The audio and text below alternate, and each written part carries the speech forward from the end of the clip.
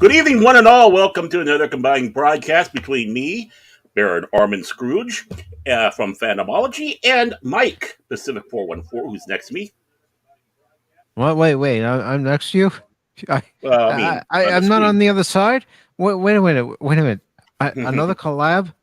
Another What? collab. Can you believe it? What's Yes. wrong with us? I have no idea. We're crazy. We're insane. Another We're, test gone awry, you might say.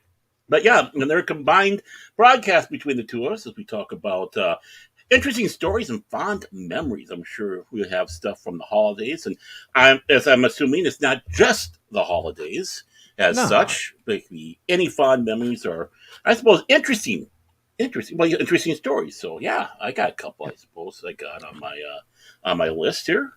So I've got a few myself, but I also want to let everybody know that this is also an open panel. So if you have any interesting stories or fond memories that you would like to share with us, you're more than welcome. the hell you say? Open. Wow, we Yes. we are going. We're getting wild here. This is just. What are we doing? What's Well, going through our mind? I tell you. well, to quote a certain Saturday Night Live sketch, we're just two wild and Wild, crazy guys. two wild and crazy guys.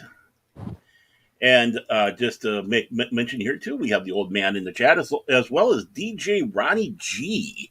So And welcome to the festivities. and also he's over in the studio on my end. There is a Phil McCracken sighting. There he Hmm? is. Now he's What? showing up. Now he's showing up on the StreamYard side. He You says, must have I heard the have never talking. seen a bunch of ugly. I hope there are no children watching this. Well, if you saw the warning disclaimer, you should know that this content is not meant for children. But do want to say hello to the old man, to DJ Ronnie G, who says, Hey, Mike and Baron Scrooge. Yep. Wow, humbug. And we also have Jet Sparks here. This- Greetings, programs. Hey, Jet Marks, how you doing? So, Baron, Yeah. what sort of interesting stories and fond memories do you have, my friend? I got a few, I guess. Uh, I'm not used to telling a lot of stories because, usually I'd tell these stories and people say, oh, BS, BS, BS. But, when I got about 50 years old, I said, screw it. If you don't believe me, tough. I know if they're true or not. No matter how wild the story is, when I spin a story, it's for real and they can be really weird. And actually, I was talking to my therapist the other day. Yes, I'm going to a therapist. Oh, and hello, long suffering Mrs. Tagge. How you doing, my sweet? Love you. There. Nice to How have about you? her here. I hope she's doing better. You too. Oh, Phil's looking for the link. Phil, I just posted the link. I Mm-hmm. pinned it. Unfortunately, I can't pin it in Baron's chat as well. I can only do it in one chat. Well, I got it in my chat too, so Yeah. maybe I should have pinned it though. I don't know if I do a pinning here. Pin message. There we go. It's pinned. There we go. There. Yay! We'll get the kinks worked out one of these days. Mm-hmm. It's just the Mm-hmm. second show. Mm-hmm. Yep. And the missus is still in hospital, sadly. But the good news is she does not need to have surgery on that leg, so we're happy about that. Nice. Mm-hmm. So, but yeah, I mean, there's a lot of stories out there, and they can sometimes get a little wild. Um, I was talking to my therapist, and the therapist brought up, about it can't get worse, and I said, well, I know he's a dirty word now, but Bill Cosby, but he had a great sketch, and that was about never say it can get worse because there is an entity out there. It's called worse. And he does not like his name taken in vain. So if you sit back and utter that out, worse hears you and goes, oh, I can make it that. Um, the follow through on that is never ask for anything interesting to happen. Oh And yeah. I, back about 88 or so, I was working at a gas station with, the friend was the manager.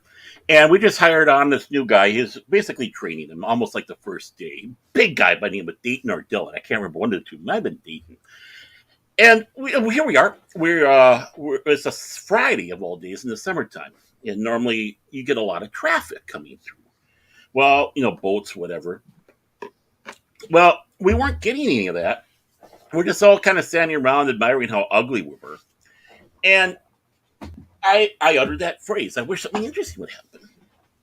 No more than 5 minutes later, some guy comes in and he goes, "Oh, I need to have the key to the bathroom." Okay, here you go. Goes around back. No problem. We start picking up just a little bit. Half hour later, some lady comes in with her daughter and goes, "We need to use the bathroom." It's like, "Oh, okay, no problem." I figure the other guy must have come back and and give the key because that sometimes happens. They'll drop it off and whatever. So I go, the key's not there. I go, "Oh, someone must be using it." And I said, "Just go up back and wait outside the door for him, and then just grab the key and then bring it back when you're done." 10 minutes or so later, the lady comes back and she goes, "Yeah, yeah. The guy says he's stuck in the bathroom. He can't get out." And it's like, "What? You mean he's stuck in the bathroom?" Okay, no problem.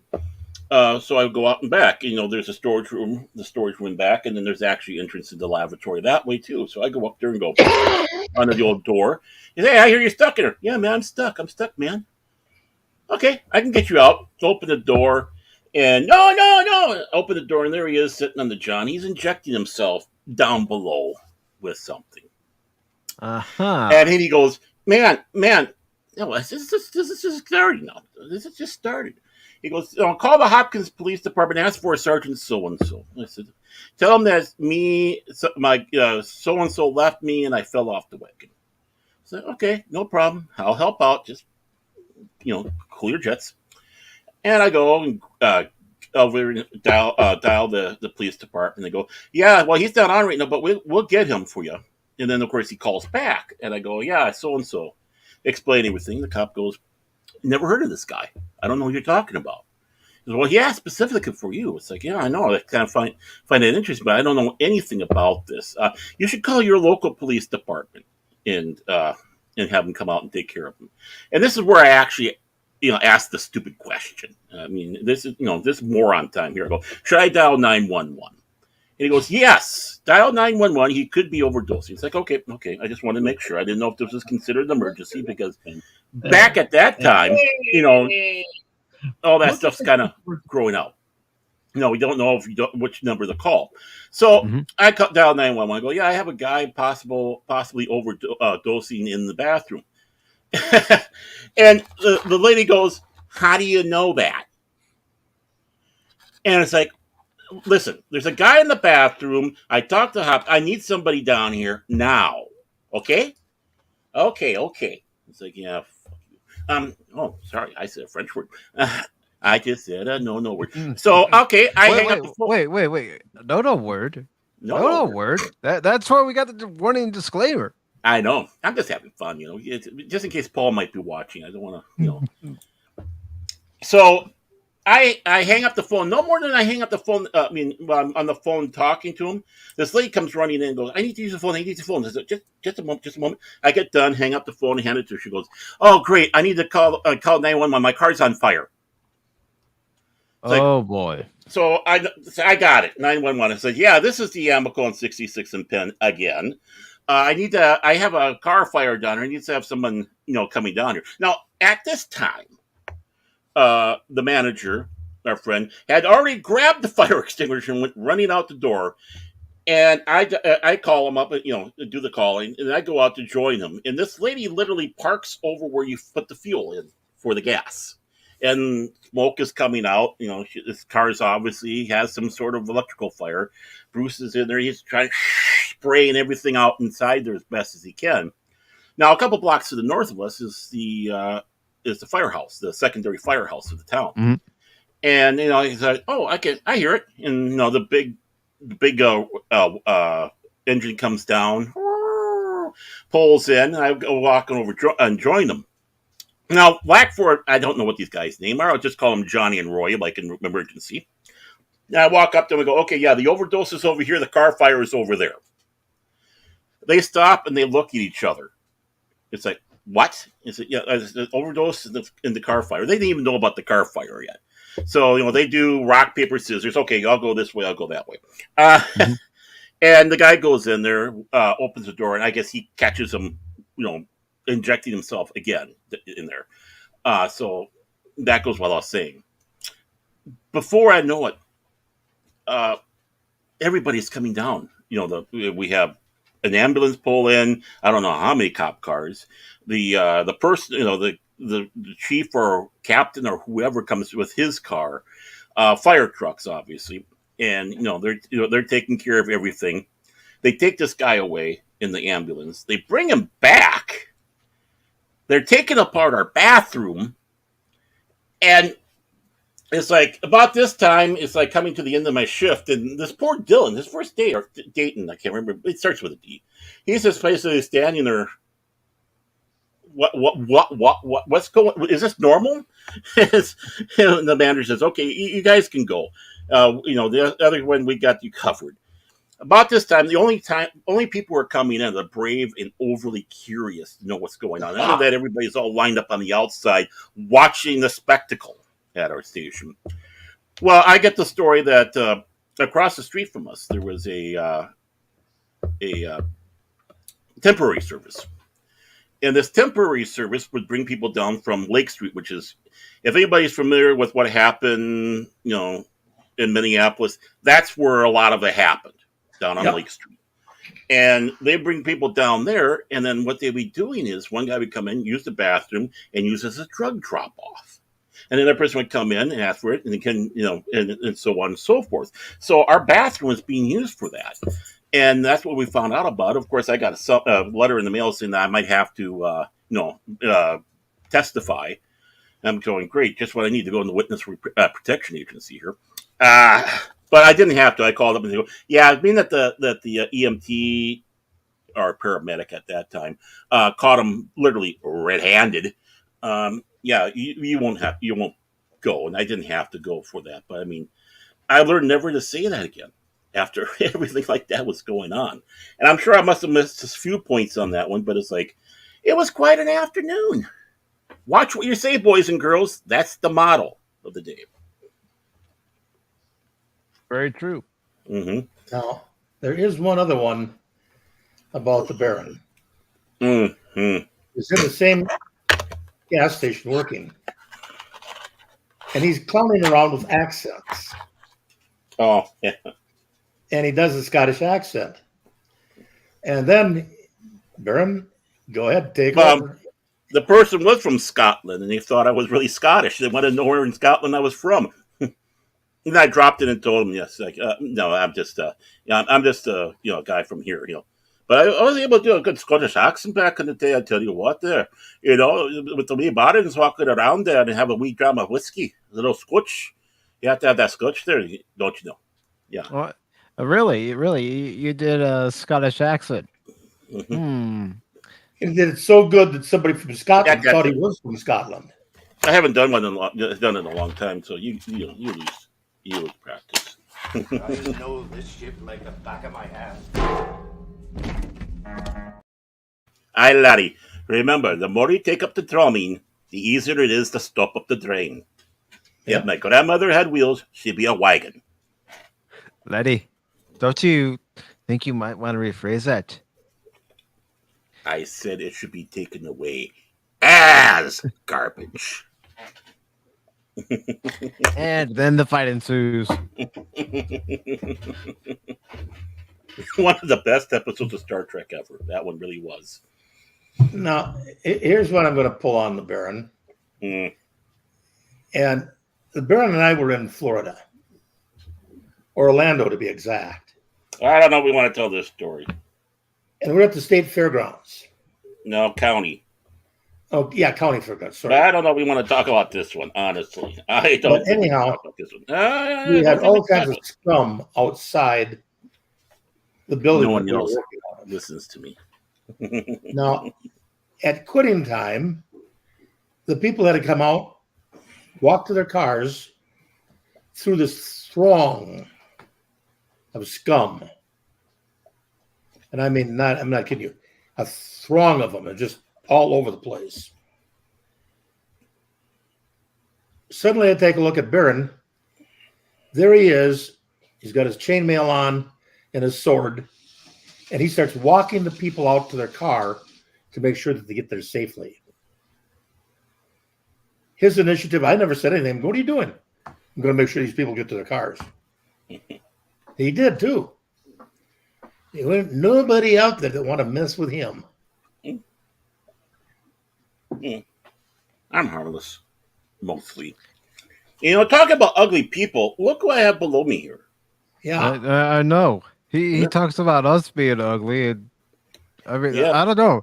I think we're good-looking guys. Mm-hmm. And all he has is a P. We're the only ones that aren't hiding our faces. He has a P. Fine. Look, if I show my face, people will fall in love, and that will further distract from what's going on in this awful. Phil, I hate to say this. Yeah. But the only thing with a bigger I ego see than what's you in the background. is an ant on a leaf going down the river yelling, "Open up the drawbridge." I can see in the background through the window, Phil. and I see the Christmas ornaments Oh, and the hideous whoever put the blue Christmas lights out there. Yeah, it is. They have all different colors. All different colors. Blue is not a Christmas color. I'll have The Baron had nothing to do with it. Christmas without Phil McCracken. That's not mine. That's the Griswold. That's the Griswolds out there. Are they scary like the Griswolds? I don't really know them, but it's kind of interesting. They actually lived across the street. That house went up for sale, so they bought it and literally moved across the street. So they literally moved from one house to across the street to another house. Yeah. Now, granted, the one house was smaller. This one was bigger. So, Maybe they love the neighborhood. Or maybe they just want to be closer neighbors with the Baron. Yeah. It's an Advent color. I just marvel about how far the apple falls from the tree. When you look in Old Man's behind him, everything's nice and organized. You look at Baron, and it looks like a hurricane went there behind him. Yeah. How does this happen? Because he's always going through that mess behind him to come up with stuff. Yeah. What is this? A roast of Baron? Yeah, might as well be. There he is. Yeah. I mean, I'm kind of a little bit like Tolkien. Tolkien had the same problem, Yeah. People said about how he could have almost gotten killed in an avalanche. Well, at least he didn't fall off a mountain like Hank Williams Jr. did. You heard the story about that, right? About Hank Williams Jr. No, I didn't hear about that one. I know he actually shot himself in the face with a shotgun. Yeah, he actually fell off the face, not far, but he did fall a good distance off the face. He was a mountain climber and climbed the face of the mountain like kind of like good old Captain Kirk. Unfortunately, he fell. Yeah. So, Star Trek V probably was not his favorite movie. I like Star Trek. I would not think so. We know you do, Phil. We know you do. I love Star Trek 5. It's its favorite There should be a so 1 messed year up. anniversary. That's why he's always wearing those glasses and hat. I got to figure out how to get that on there. We can have a watch party of the Mystery Science Theater 3000 Star Trek 5. Awesome. Oh. I see Gabe there. He's doing his little thing. Just remember there, pal. I know where you live. Wow. That sounds like a threat. If we don't want to make any threats here on YouTube, that might be taken the wrong way, Phil. That's not a threat. That's all I said. I know where he lives. I know where I live. I might be going there with a handful of daisies for him. Because he's a daisy if he does. But, yeah. Talking Phil's about courting Mystery him. Science Theater. Phil is courting him. Oh, that's I, sweet. I got That's a very sweet job of you. doing a consultation work, helping see people out. It was a security building and everything else. Well, I'm inside the building. I'm going, wait a minute. I'm going, I think, and yes, I was in the original building that Mystery Science 3000 was done in. The studio and everything is there, the control room. And then they had some stuff that we had to remove, some cables. Oh, fudge. I had to pull back the ceiling tile, go up there, took one look at that, and I go, no, we'll leave it. You can't believe whoever did their wiring back then was a moron. Just a mess. But I actually worked in that building for a while. Whoopee, But whoopee. no bots were harmed in this telling of the story. No. But of course, their next door neighbor was Save the Children. Mm. Now, I'm not going to badmouth them. I mean, they're really doing stuff that's good. But when they cooked up stuff over there, it stunk the whole building up and down the line. Mm. I don't know what in the world they were cooking, but I wouldn't want to have eaten it. Borscht. Borscht don't even spell that bad.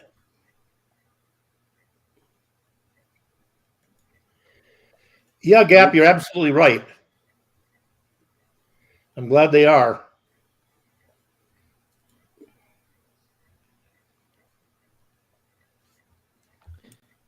Mm-hmm. Look, Gap is a happy fellow. Mm-hmm. He's happy.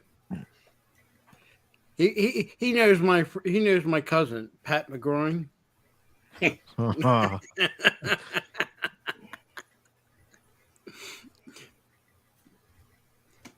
Wah, wah, wah, wah.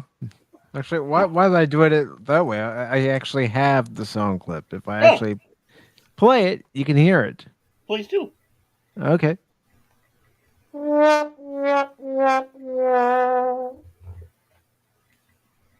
Just what we need. It sounded like a sad trumpet player. Well, it was for you. It's always for me. Mm-hmm. Oh, you better believe it. Get out that violin, folks. Phil, since you have such a sad, We sad don't story, call it violins. We call it fiddles. since you No, have you such call it a a gift fiddle. sad story, Phil, why did you go on with an interesting story or fond memory? I'll let Make the old sure man it's go sad. before me. I have to respect my elders, so the old man goes before me. I can wait. Well, while we're doing that, you got him. Okay, I was just going to say, let's invite Gap After Dark in. There he is. Yeah, what's up, Look fellas? who it is. He looks like Henry Cavill. He wishes he looks like Henry. I brought the sexy in here. That's the closest picture I could find that looks like me. Oh, You hear that, Phil? You got competition, Phil. Yeah. He says he's the most handsome man on the YouTube. Gap's bringing sexy back. I am bringing You sure sexy about back. that? Are you positive about that? Look, Raisin. You remind me of those dried up raisin commercials. Uh-huh. Hey, Leah Rose. hi, Leah. Hey, Larry Rose. Yeah, I've never had such an elderly troll after me until now, Phil. Uh-huh. So how was everybody's Christmas? Nice and quiet. Yeah, rather peaceful. Yes, me too. The first time. No drama, no nothing. Actually had a good time with my older brother and his family, and we watched Top Gun Maverick. Oh, Very nice. the new Christmas film, huh? Yeah, apparently, because it was really, really good. I was like, wow.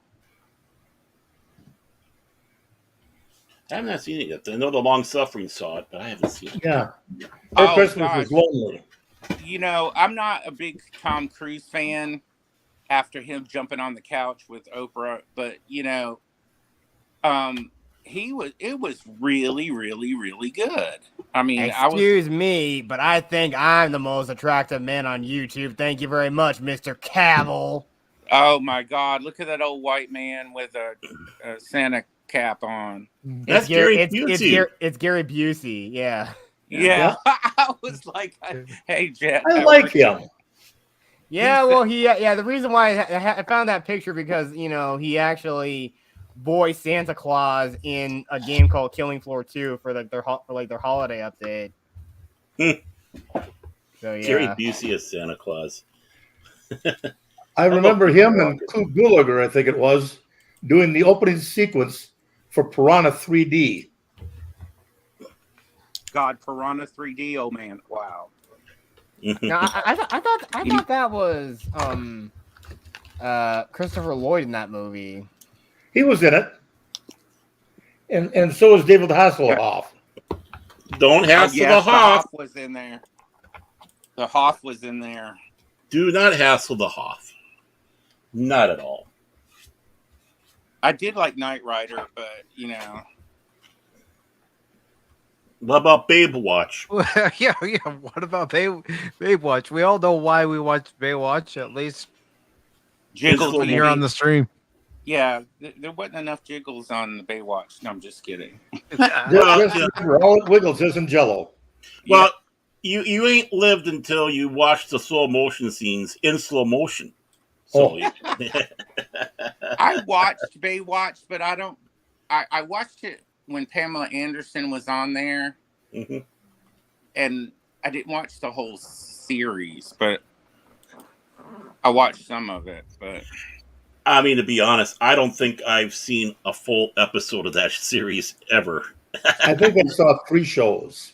It's basically it's Magnum. It's just basically Magnum PI with more TNA and more water, right? Oh yeah. Dun, dun, dun, dun, ba-dum, bum, bum, bum, bum, and Hasselhoff doing his magnificent running into the water. Yeah, that was for the women. Yeah. Yeah, I've been watching the show on Heroes and Icons. Yeah. Vegas. Oh yeah. Remember Vegas? Mm-hmm. I was like, oh my God, wow. That show is so outdated. It was just but fun. It was fun. Don't you watch some of the older shows you watched as a kid and you thought, wow, this is fast paced. And now you watch it now and you're like, is the episode over yet? No, I never had that problem. Oh gosh. Yeah, I've been watching that and I've been watching Richard Dean Anderson, MacGyver, because I do not like the new MacGyver at all. No. Garbage. It is total garbage. And then Quantum Leap, I hadn't watched any of the new show. I refuse to watch it. I'm like, nah. Oh, Phil McCrack is a big fan of that show. You should ask him about it. Of course he would love it. Oh yeah, he's got a detailed episode by episode thing. Falling down and bumped your heads together. Yeah, well, I wish my quantum accelerator would work because I'd bump you off the stream. But anyway, it was wow. When was the last time you did any bumping? Whoa! Oh, wait a minute. That's true. I am not good. You have the ring, and I see your Schwartz is as big as mine. Now let's see how well you handle it. Well, the volume sucked on, but I know what they said. Yeah, well, I'm not going to tell you, Phil, because I know where your hands are right now. So, whoa! You sure about that? Well, I think I got another clip I need to play. Wait. Boy, that escalated quickly. I mean, that really got out of hand fast. Yep. Yeah. So Barrett, you sure you want this to happen to your channel? Hey, I've had worse. Phil, that's right. I know you don't have your hands down there because there ain't nothing but a limp biscuit. But Here we go. Here we go. Wow. Are you sure you want to go there, Gap? Are you sure you want to go there? I thought we were talking about interesting stories and fond memories, not here we yo go. mama. Is that the topic of the show? What is because the here's what topic of happened. the Gap, show? A magnifying glass and a tweezers. He didn't have a great Christmas. He's upset. Tweezers. He's lonely. There's He only hasn't one. he doesn't have a significant other to cuddle with. So yeah, I Well, understand it. at And I'm least- going to be At least Very interesting, but stupid. at least my significant other doesn't require 4 double D batteries or a USB connection. My significant other is alive. Like a panther. Yes. Ladies and gentlemen, welcome to Slapdown here on Slapdown. PACIFIC414 and Fandomology. We have the biggest match going on right now between Phil. God help me with these nuts, McCracken and Gap after dark. No. It is All I unmerciful, need with folks. Gap to take Gap out is a little pin because he's full of hot air. Yeah, Macho Man Randy Savage, Intercontinental Heavyweight Champion. I am the Lord and Master of the Ring. To beat a man, you gotta beat the man, and I'm saying, woo, right here, I'm the man. I just thought those were appropriate clips. I'm the man. That's right. Who's the man? Not you. Yeah. You're right. And Phil's fond memories is just trolling us. I mean, that's all he has stories about is trolling us. Dear Diary. I haven't yet to begun to troll.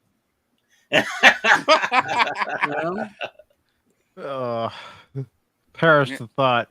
A couple days ago was wonderful trolling. Had Mike and Paul in the same stream. They couldn't go anywhere. And I'm sitting back and enjoying some potato chips while they're cringing.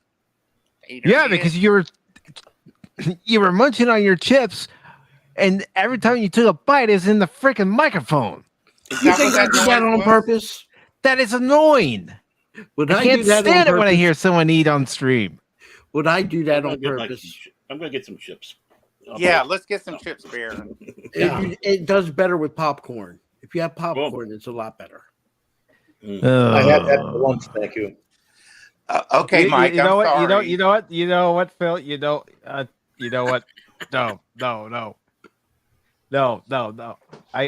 This will not stand. This aggression will not stand, man. I'm not an aggressive person in my life.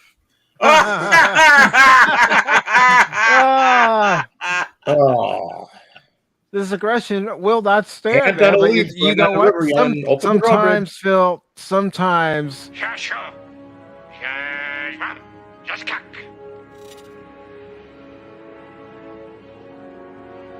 He said, "Today is a good day to die." You threatened Gap earlier. You make jokes out of me. You have declared war on the Klingon Empire. Well, I've just got one thing to say. Execute Order 66 immediately. Well, I've got that clip if you'd like that to happen. You just I've got that clip. Time has come. Execute Order 66. That's right. I'm fast. We got one thing wrong about this. It says we're supposed to talk about memories, but somehow it turned into chat room roast. Yeah. Well, you know what? That's what happens when Phil McCracken pops up. I didn't start anything. All I said when you were ready to ask me, I said, well, I'll let old man take my turn so you can go first. And then Mr. But he'd already mentioned a story so far. We're asking you, Phil. You were asking for you, Phil. You know what was great about Christmas and the last couple days, the last 7 days? There was no gap. There was no gap. Gap shows up. And then Oh my gosh, I'm so hurt by a troll. Here we go. One more clip, Aaron. One more clip. One shall stand, one shall fall. Why throw away your life so recklessly? Hey, No, why don't you Optimus Prime. No. Hey, the only reason why Geritol stock is up is because of you, Phil. You sure about that?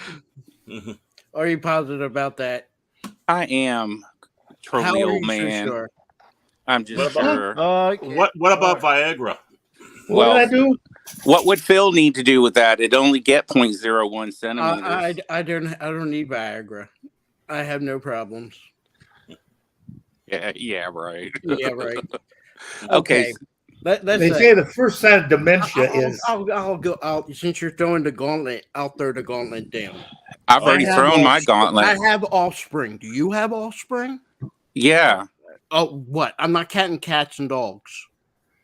it is cats and I'm gonna dogs. say there we go. What does that I have mean? real offspring. What does that mean? That means I am so damn old, I don't even know what Viagra's for. it's for people like Gap that get up in the morning and I wish I could. I wish I could. I think I can. You're probably Okay. that pervert that I caught the video let's get camera back in on my topic. bathroom. Let's get back on topic. Roasting was fun, folks, but I'm sure we have interesting stories that are just as wild. Yeah, crazy so as please fun. tell me what the stream is about. The stream Did is you see about the title of the talking stream? about interesting stories and fond memories. Yes. Of anything? Yeah. Anything that's always been interesting story It's to real. you. That's real. A fond memory. That's real.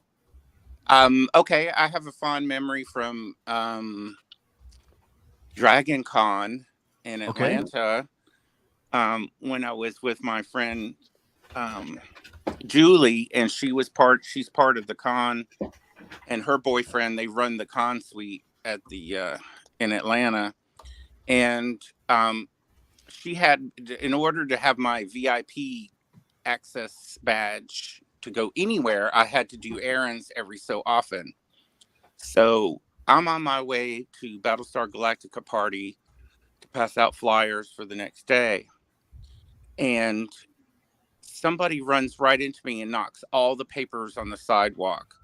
And it turns out to be Gareth David Lloyd from Torchwood. Mm-hmm. And I got to talk with him. And then when I got all the papers together, I got into where Battlestar Galactica was, and I had my backpack with my Emmy DVD set from Battlestar Galactica that only the Emmy voters can get. Did you hear that, Phil? Only Emmy voters. And Edward James almost came up on and tapped me on the shoulder, and I turned around and I dropped all the papers again. I dropped the papers and my back knapsack fell down, and he was like, I just came to say hello. Oh, dude.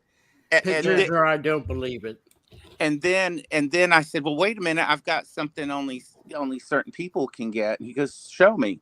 So I showed him the Emmy set that they sent out just for the Emmy voters. And he's like, oh my God. He said, wow. He said, here, let me sign it. So he signed it. So he said, welcome aboard. And he signed my name. That's was awesome. Yeah. There we go. Yeah.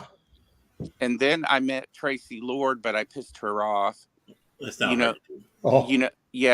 Tracy Lords. Yeah. Yep. Yeah. Okay. Well, the fan tables and all that crap at all the conventions. Well, I could walk in there because I had a special colored badge and lanyard, so I could take pictures in there.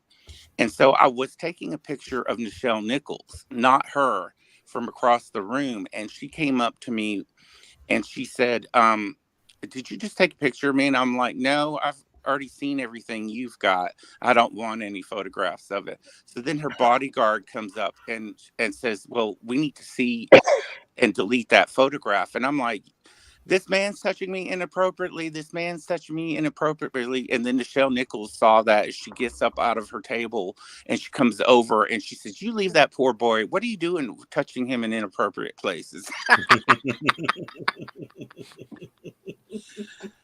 Oh my gosh. I guess most of my fond memories would be from the cons because I've met so many celebrities in the most, not paying for their autographs, but just outside of when they're doing their panels. Yeah. You know, and I had Tracy Scoggins, you know, she was in Babylon 5 and Lois and Clark. And I was outside the Hyatt and I was sitting down waiting for Julie to come up, tell us what we had to do next. But I had a big headache and I had my hands in my head and she had just got out of the limousine. And I looked up and I'm like, oh, wow, look at her. Yeah. And so then I put my head back down and she came and she tapped on me and she said, are you okay? And I said, I have this big raging headache. So she goes, she said, well, I hope you feel better. She goes and she comes back out. She said, here's the Tylenol. I mean, you know, it's that those are my fond memories, but you need to get on with it clip from Monty Python and Holy Grail. Oh, I'm sorry, that was in the private chat. Yeah. I just put that in there because I think Phil was trying, because the whole thing with Phil is holding us up. Phil. Yeah. There's no time restraint on this episode. What? There isn't? There's no time restraint on this episode. So what are you guys that are streaming? What's coming up for 2023? Like, can we start with Baron and then Mike? And old man, I know you don't stream, and you know, hardening of the arteries. Hardening. But do you guys have anything cool coming up? Like, are you going to change formats? Are you going to add more stuff? Or I think it's safe to say we're experimenting around a little bit. This stream itself is proof of that. We're dual streaming on both of our channels itself. Mm-hmm. So we're looking to see what we could progress with, how to go about things, what to tweak, all that good stuff. So hopefully things work. I know Mike's been experimenting around with times. I have to experiment around with times myself now too. Normally I don't worry about competing with other YouTubers, but when you have a giant that takes that starts YouTubing at the time that you normally do, it's like I got too many cross people. People that crossovers. It's like it's gonna be hard. So, may I mention a day that I think, and most other people who because I wrench for a lot of huge channels, and Tuesday before 9, I think it's 9 or 10 Central, seems to be wide open as far, because I watch you guys more on YouTube than I watch TV.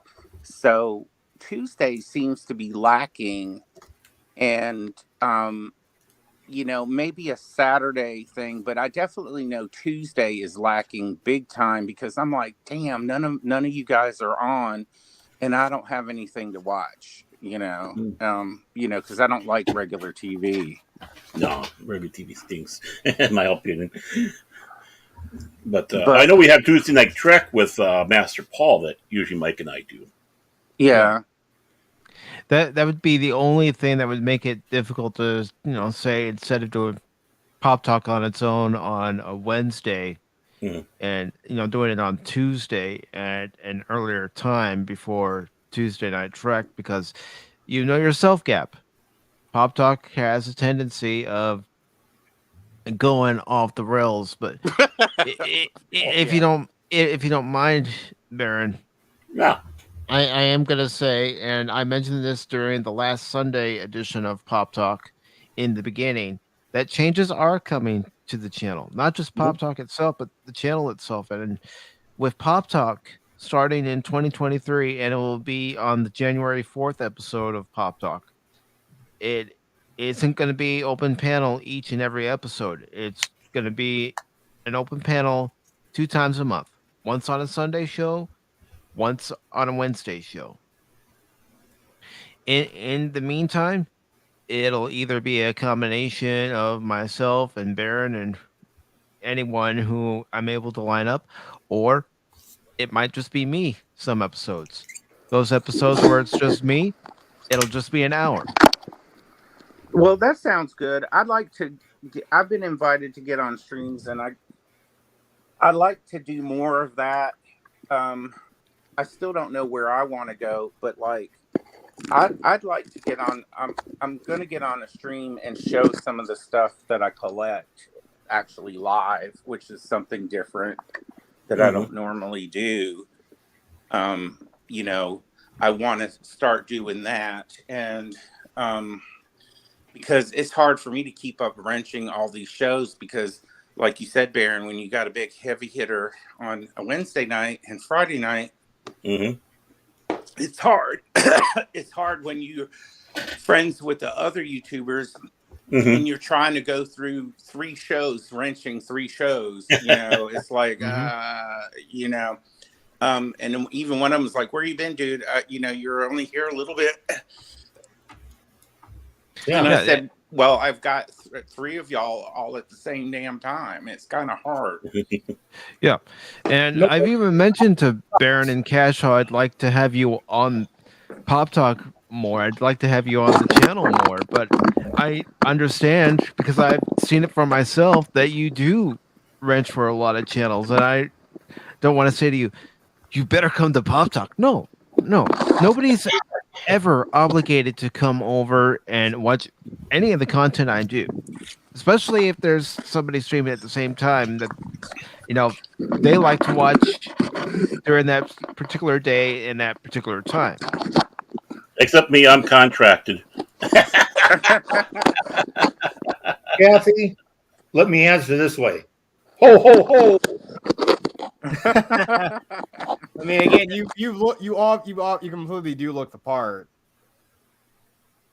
Huh? Who? Old man, he does look the part. Yeah, you do. You do look like Santa. I really had to grow into it. But yeah, well, I'd say only because of the beard and the white hair. That's mostly why I say you look the part. But you know, Mike, some of the shows that you've done about the YouTubers and who they are and why they do what they do, I really liked those because you get to peel a layer off of them and you get to know them in a different way. I really like those shows. But yeah, if you want to have me come on, I'm gonna go on. I'm gonna start doing revealing what I have collectible wise, and then the Lego channel on Salacious Rum, I'm gonna try to get on there and start building Legos because those guys have so much fun. And they just shoot the breeze, and he has you know, set guests, and he says, you know, if you guys ever or gals want to come on and just shoot the breeze and build some Legos, you know, that would be cool. And he does that. He has his set things, but he's open to have other people on. But, you know, and you get to know them in a different way too, which is really cool. Like right now, I'd like to know, like, all that stuff behind Baron, you know, what's all those goodies? I know there's lots of goodies in that room. You better believe there are. Not just this room, too. How many? My God, how many rooms? Oh, let's see. I got another basic library across the hall, one spare bedroom. I got a bunch of books piled up, and another one where I've been reading in. And then in the living room, there's a bunch of books also, some more library material. I think I got some stuff downstairs. So, yeah, my wife constantly complains that she lives in a library. Yeah, when I go down south into that funny little whatever they stick you in, and he gets my books, with his books, he can open up his own public library. Wow. You know, those are going to be real valuable. Oh, some of them actually are. I've been kind of looking around some of the books I got. It's like, oh, wow, that's that much now? And it kind of surprises me the how much some of the books are. And then I'm looking at the price that they're asking for something that they say is in good condition or fair condition. It's like my books are practically mint because I'm very careful when I read my books and all that, even my gaming books. And it's like, oh wow, well if that's going for that price, I wonder whether this would be worth it. You know? Yeah, I feel you on the, oh yes, it's in very good condition. And then when you get it, you're like, were you blind when you packed it and sent it? Because this looks like, I'm sorry, the spine's cracked. How can that be good condition? I mean, it's like just pulling one right here. Here's one of my prize collections. It's the book club edition of the Chilton printing of Dune. Wow, nice, nice. I got it for like $3 many years ago. Wow. Oh, and I love those. And it's hard to find those old bookstores anymore. I know it is. Because that's where you can find all the hidden gems and stuff. I mean, oh wow, it's just.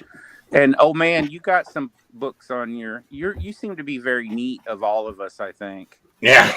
and then baby Jet. You have no idea what my desk looks like. It's a mess. No, It's most of what's on my shelf are my shelves are mostly DVDs. There's like maybe like 4 books. But it looks clean though, right? Yeah, it is organized. I got family films, and one thing I got all the kung fu / adventure and action films, and I got all the science fiction films all in one place, or more or less things about aliens. I mean, I got all my superhero films all grouped together and whatnot. So yeah. Oh wow, Baron! Wow. So an autograph from John Pertwee, a signed print from Diesel from the Deities and Demigods rule book. Actually, he redid the artwork for that one. Of course, 2 unopened original Star Wars toys, and just one of Coruscant. Wow, nice, very nice. And then, of course, his Christmas present. Yeah, I've got to figure out what to do with them, but finally got my comic book original pages framed. So wow, nice. One of them which has me in it. So that's awesome. Original artwork. Yep, the original artist Gordon Purcell. Nice, nice. I've got the in original. Fact, that's the. Oh, did I do that wrong? Okay, here we go. In fact, that's me. That's from the page. I love it. That is cool. When I was younger, and I don't know, dumber. And you had blonde hair. Well, yeah, I had blonde hair. Yeah, well, yeah, I had blonde hair. It's still kind of a dishwater, whatever. But yeah, I got about 5 of those I can put up around there because from various issues of Star Trek: The Next Generation they drew. So. Yeah, I mean, I can't afford to have a place that I put out all my stuff. I mean, I've got like all the UPN Star Trek posters when Voyager was on there. I've got the original Revenge of the Jedi from the Lucas fan club. I've got the first Lucas. I got all the Banta Track issues from the fan club and the patches, and I've got a bunch of original Star Wars posters, and I'm surprised they have made it, since because there was a movie theater where I lived, and downstairs in the basement, I was talking to the people you buy the tickets, and the manager came out and he's like, your mom always drops you off all the time, and you're one of our best customers. He said, I got something to show you. So we go down there, and it was a room full of rolled movie posters, and he used to say, go and take 1 or 2 of them every time you come see a movie. And I mean, I've got hundreds of movie posters, and I wish I could put them all out. And yeah, and then I used to have a tractor trailer when I moved. I used to have half of a tractor trailer truck was just my collectibles, and then furniture, and then there was another U-Haul with collectibles. And that's why, what I mentioned about getting and showing the collection, because people are like, we can see in some of your shorts that you got a bunch of stuff, and I was like, you guys have no idea how much stuff I have, and books, and all kinds of stuff, and it's hard to tell as a collector, don't you think, what stuff you like and you think might be valuable down the road. You know what I mean? Yeah. Well, yeah, and the most important thing when I collect stuff, I'm not collecting for money or monetary sake. It's because I like it. But sometimes you never know. I mean, then you start finding out, oh wow, it's worth something.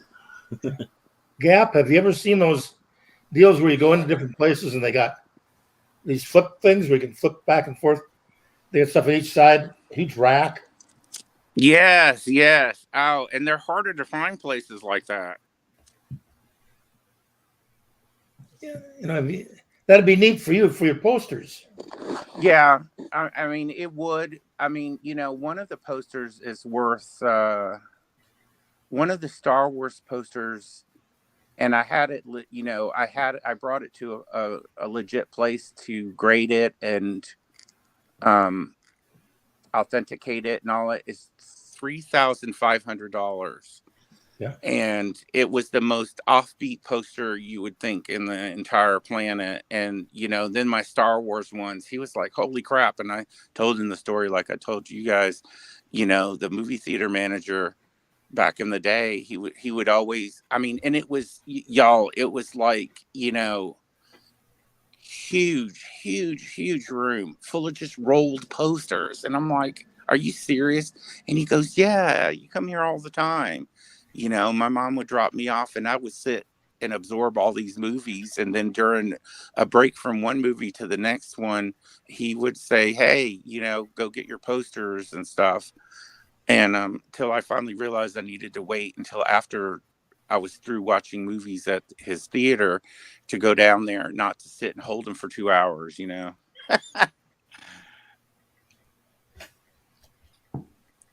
But yeah, and plus bookcases are too expensive today. And oh yeah, my collectible room kind of looks like a storage unit right now. Because and then, you know, I'd like to buy the cases to protect the action figures, but those are expensive. And I've got 2,200 DVDs/Blu-rays.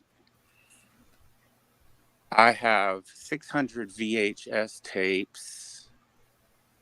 I don't know how many books I have, but I got into liking the artwork on VHS. That's a fond memory, is collecting all those old posters. Oh yeah. Oh yeah. And the VHS covers, some of them are like, you know, the old album covers. And, you know, finding the old Star Wars storybooks with the records, you know, stuff. Remember Power Records? They used to do the $6 million. Yeah, all of that. That's a fond memory.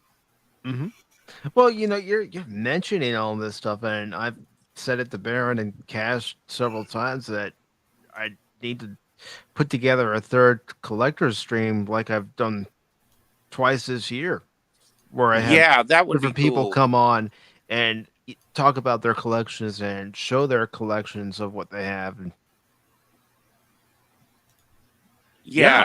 and then I found this the other day. I was trying to rearrange, and I found the original Walt Disney The Black Hole movie poster and press kit. Really?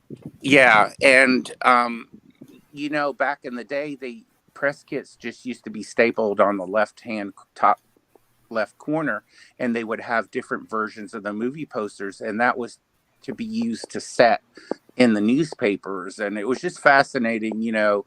I mean, I used to love, that's another fun memory. I used to love looking at movie theater ads, and I used to collect TV guides until they changed the format. And I go back and look at some of these, you know, TV guide covers. They used to look like pieces of art. And, you know, I mean, my mom thought I was crazy. She's like, she would buy the TV guide, she just throw it in the shopping cart. And I'm like, excuse me, you're going to bend it. You're going to ruin the. And she said, I raised you this way. I said, apparently you have. Sounds so, yeah. And my dad, oh my God, my dad used to get me all the Star Wars figures, except for after I opened them all and only kept one card back. He was like, one day, he's like, you got a minute? And I learned from then on, when your dad or boss says you got a minute, they talk to you about something. And so my dad's like, "You got a minute?" And he says, all those Star Wars figures, I got a feeling they're going to be super, super, super valuable down the road.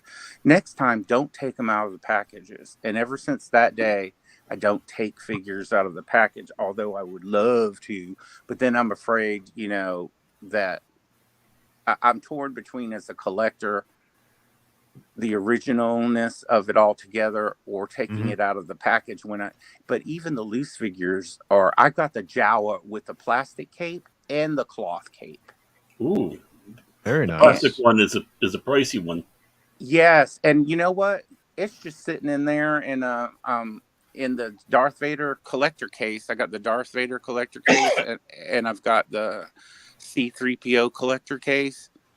All full of the original figures, and at least I did something right. I had you remember those little lunch baggies that your mom used to put your sandwich in and fold it in before they got zipper things? Yeah. Apparently, I was at least smart enough to put my action figures in those, and I stapled them across to keep it shut, and I put them all in the Darth Vader case and the C-3PO case.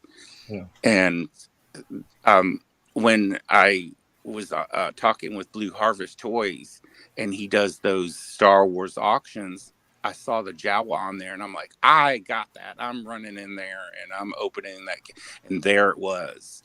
And it's like, those were fond memories. The Star Wars, going to the Star Wars movie with your family, something you're to do together as your family. First time we went to the movies all together with Star Wars, and that lit the fire.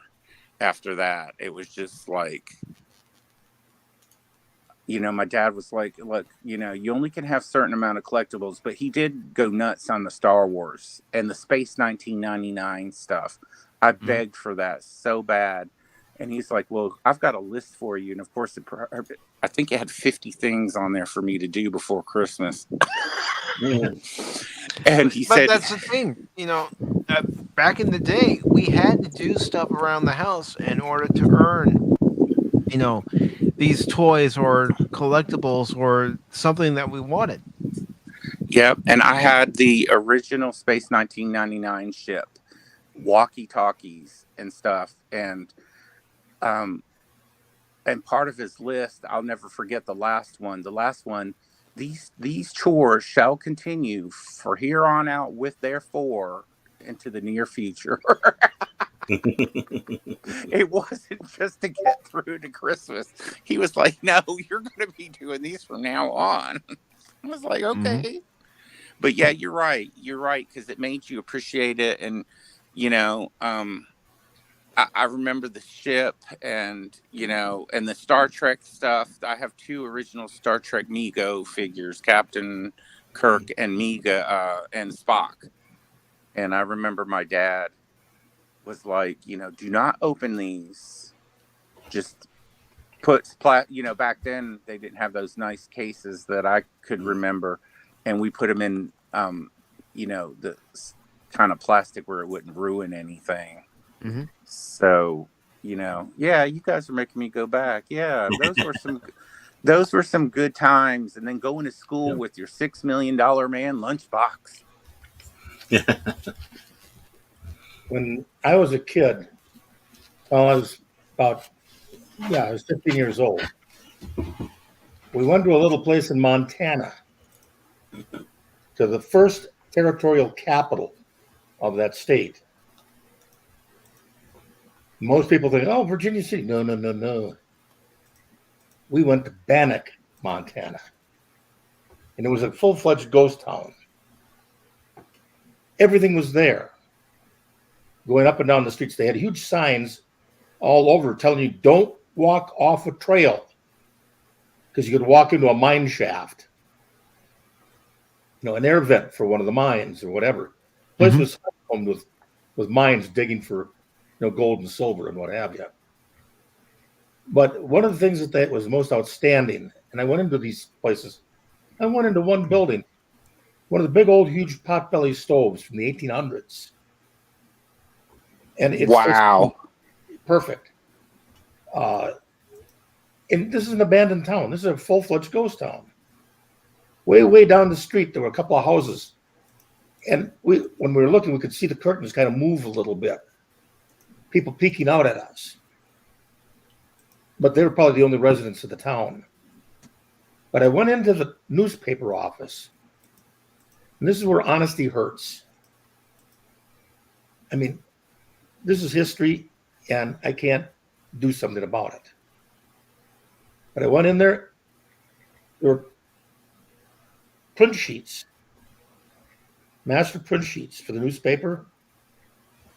These insert things that were made out of plastic, they put them in and you covered them over. You did transfer the picture onto the newspaper, all over the place. And I was picking up stuff that was dated 1870. Mm-hmm. This is all original stuff from Bannock, Montana. And yeah, it's something else. You're walking through all this history. We went into the bank. Oh my gosh. A huge walk-in safe way out there back then. It would have rivaled anything they had in New York City back then. And now it's a state historical site. And I've seen pictures of what they've done, and boy, they mucked up was there. Oh, they know better than anybody else how to preserve this history. Right. It hurts. But back then, to think of the stuff I could have walked out of there with. And nobody would have said anything. Do you have anything like that? Because you just reminded me of my grandpa used to pick up those, what do you call it? They were made out of glass and they put them on telephone poles. Oh, yeah. Oh, yeah. The insulators up there. Yeah. My grandpa collected all of those, and he used to take me to, he was a truck driver, and in the summer I get to go, or wherever he went for a short haul, a few days, but he used to stop by and look at all this history stuff and pick up stuff along the way. And do you have anything like that? Oh man, I've got a few of them that I picked up over the years that I didn't shoot. Yeah. When I was a hole little punk kid, we used to go out and walk along the railroad tracks with our 22s and would shoot those things off. Hardly anybody was using the telegraph back then. Mm-hmm. So, and we were shooting those off the rail. I mean, some of the terrible vandalism stuff that I did back then, it's disgusting, but I did. I admit it. Well, you and how many thousands of other kids, Yeah. I mean, I was with a buddy. The three of us used to go out, Steve and Larry and me. Both those guys are gone now. Larry died in Vietnam, and Steve died here a few years ago of cancer.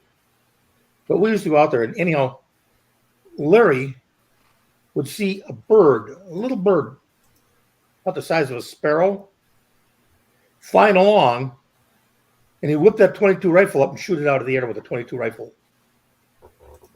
That's the kind of shot that he was. Wow. And and they always used to be amazed at what I could do. Because back then I was doing an awful lot of stuff out at the Stagecoach Gun Museum.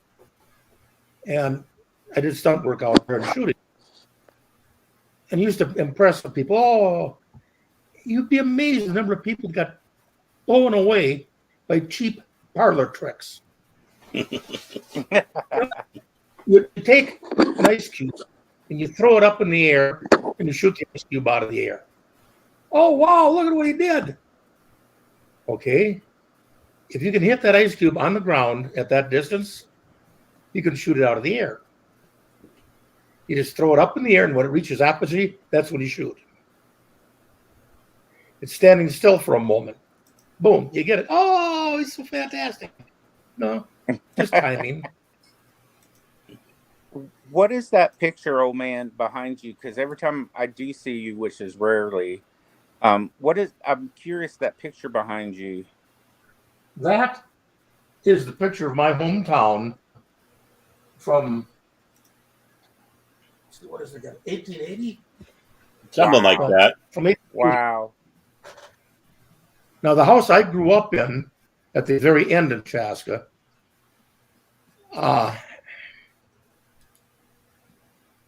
It's gone. They destroyed it, the morons.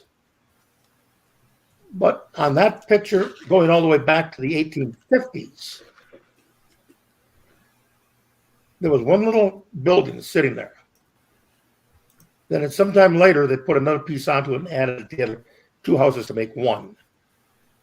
The house should have been on the historical registrar of the historical places. Nope, they destroyed it. Some people just don't have any brains.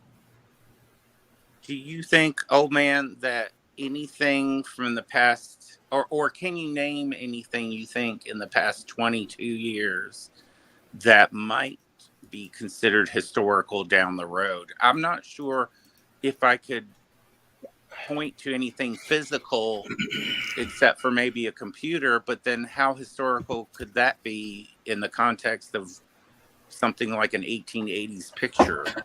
Well, a computer would be like a museum piece. I mean, not necessarily architecture. When it comes around to architecture, that's kind of hard. You go into some of these small towns, and it doesn't matter whether you're East Coast, West Coast, or wherever. The guys on the East Coast can have more fun with it, particularly if they go into the old town areas. You drive by a building, oh, look, that's kind of old. Stop for a second and look up at the top. They usually put in the date when that building was built. You go in there and you take a look and, oh, that house was built in 1857. Huh? Yeah. That long, that business has been there in that building. All those years, that building is still standing there. Yeah, that's amazing. Now, the other part that gets you is take a look at some of the crap they put up here. 20 years later, they got to tear it down because it's turned into garbage. Uninhabitable. You can't work out of it. I've seen a lot of modern buildings that they put up. And I kid you not, oh, it's so wonderful. It's so much better than the old junk we tore down. Well, why in the heck did you need about 5 wrecking balls and dynamite to blow up that old building to put up a piece of garbage that now 20 years later, you're going to tear it down? And all you do is you look at it and blow. Yeah, exactly. That's what I'm embrace. Embrace modernity. Embrace modernity. Modern art, modern architecture. There you go. Hi, everybody. Hey, nerd. Well, look who's here. How you doing, Brian? Hey. I identify as a modern tutorial, and I'm in Chicago. Tutorial. So if you, trigger warning, just telling I'm here, and you have to cater to me now because I'm just that entitled. You change your name more often than Fat Steven Seagal, I tell you. Yeah. Who?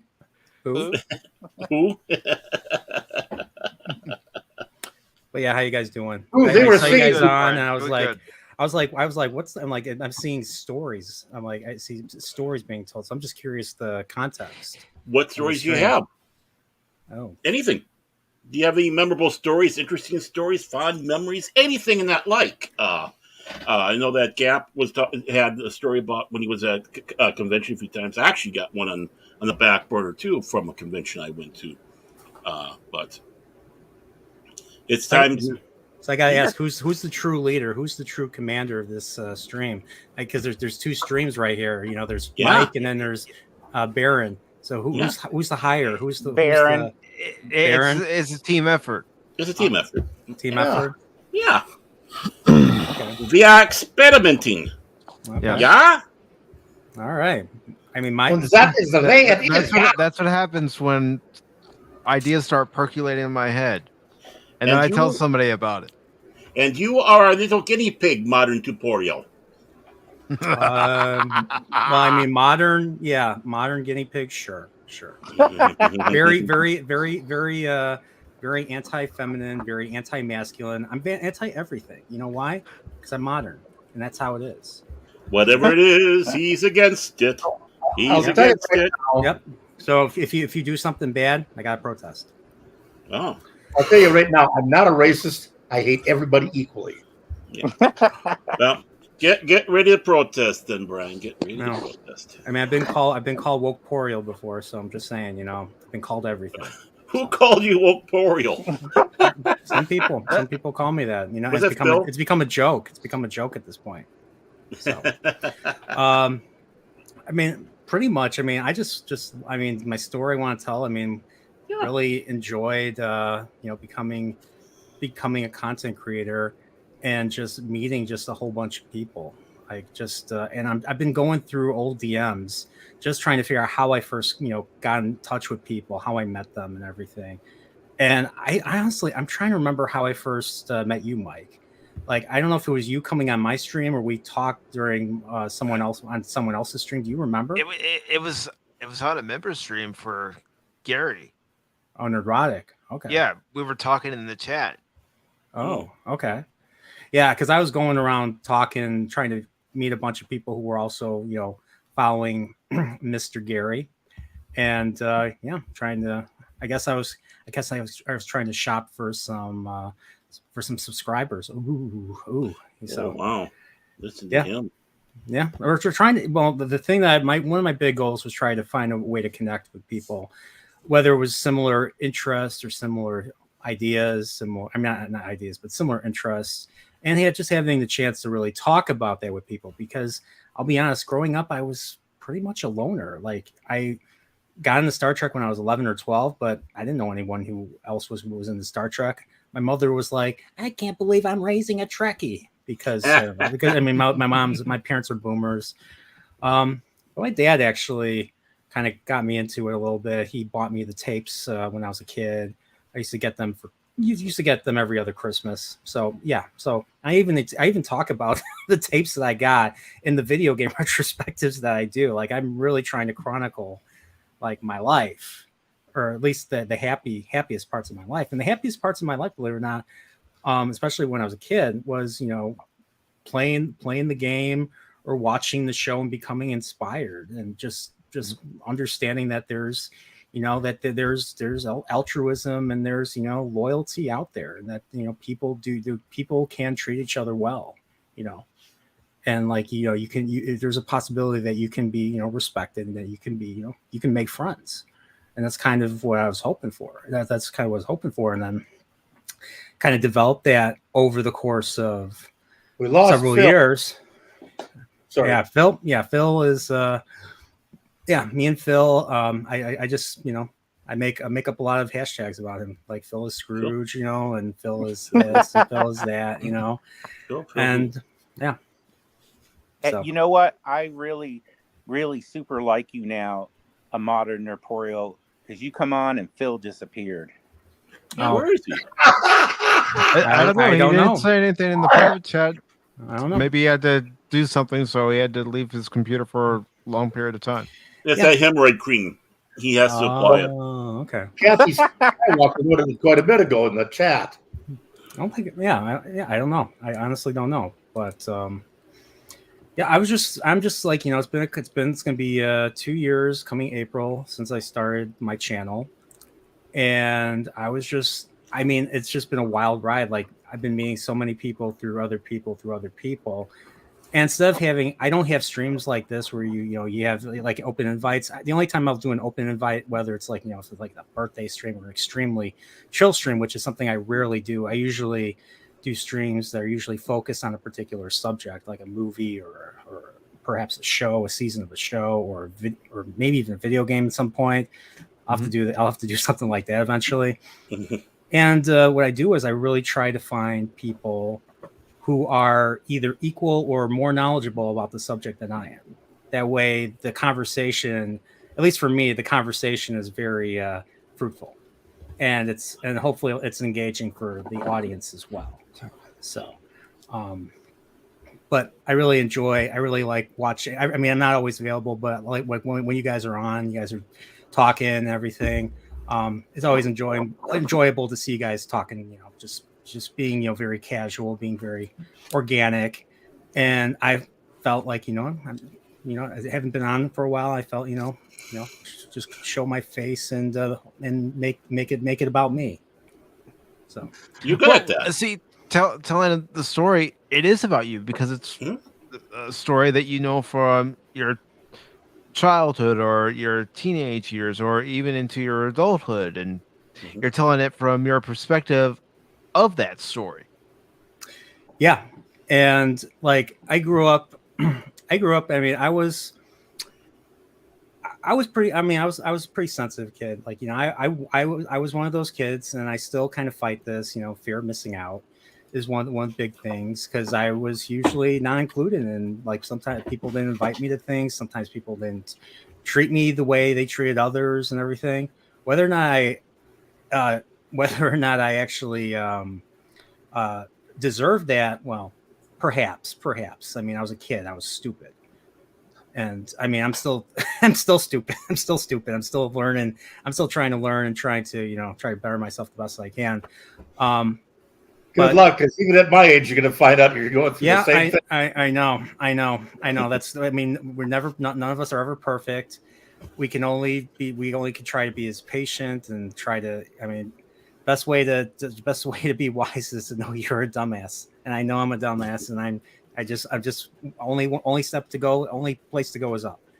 And that's through learning and through, you know, being patient and being happy with yourself. And which is something that, I mean, I know a lot of people like to, I mean, one of the ways to really be happy with yourself is really to try to accomplish something. And I mean, especially with the YouTube stuff, I learned a whole bunch of new things. And because of the fact that, I mean, learning stuff for me is pretty difficult. And it's really requires a lot of patience on my end with myself. So when you do learn something, it's probably one of the most rewarding payoffs that you can ever truly experience. And then when you make something that means, when you create something that means something to a lot of people, that's even more fulfilling. And so like I don't want, once again, I'm making this about myself. One of my videos I did one video I did 3 months ago recently just blew up. I don't get the algorithm. It did this a couple months ago with another video that I did, another old video. So my Forbidden Planet video a couple months ago just blew up for no reason. So the average demographic that was watching my video was old man's age, like the 70 to 85 year old demographic. So, hey, old people rocking with the old people.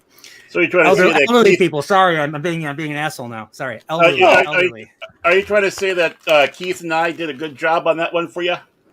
No, not that. That was the stream. That was the stream. And how about the video? I made a video before that. Oh, you made my earliest. Oh, okay. Yeah, I made it a point. The reason why I did that video is I made it a point to point out all the similarities to Star Trek, because I don't think anyone else has ever done that. So I actually wanted to show all the familiarities with like franchise or, you know, science fiction, you know, fantasy that came out after that it was directly inspired. That directly inspired. I wanted to do that. Heck, it even inspired Halloween to a certain degree, because John Carpenter's a big fan of that movie too. Mm-hmm. But then I did a Zelda N64 Zelda retrospective, and that was like a 5-hour one. So wow, I released that in 3 parts initially, because it was just, I mean, each part was like an hour and a half, hour 40 minutes. So it's a very lot of editing. So I put it all together and I released it, and it was usual. It performed better than usual. For me, if it gets over 100 views, I consider it successful. That's kind of that's where I'm at. I'm not like, you know, bigger channels where they get like 10K within like a day. If I'm lucky, I get like maybe 100 or 50. So that one went up a little bit, but then all of a sudden, sometime last week, all of a sudden, I looked at the analytics and just went zoop, and I'm started getting more. I started like subscribers just kept coming on. I was getting a bunch of comments saying, "Wow, this is so detailed. Thank you so much. I've been listening to this in the background because of, you know, the soothing sound of my voice. I've heard that quite a bit. The soothing sound of my voice is why people listen to in the background, or even people have told me they've fallen asleep to my voice. I'm like, oh, okay, sure.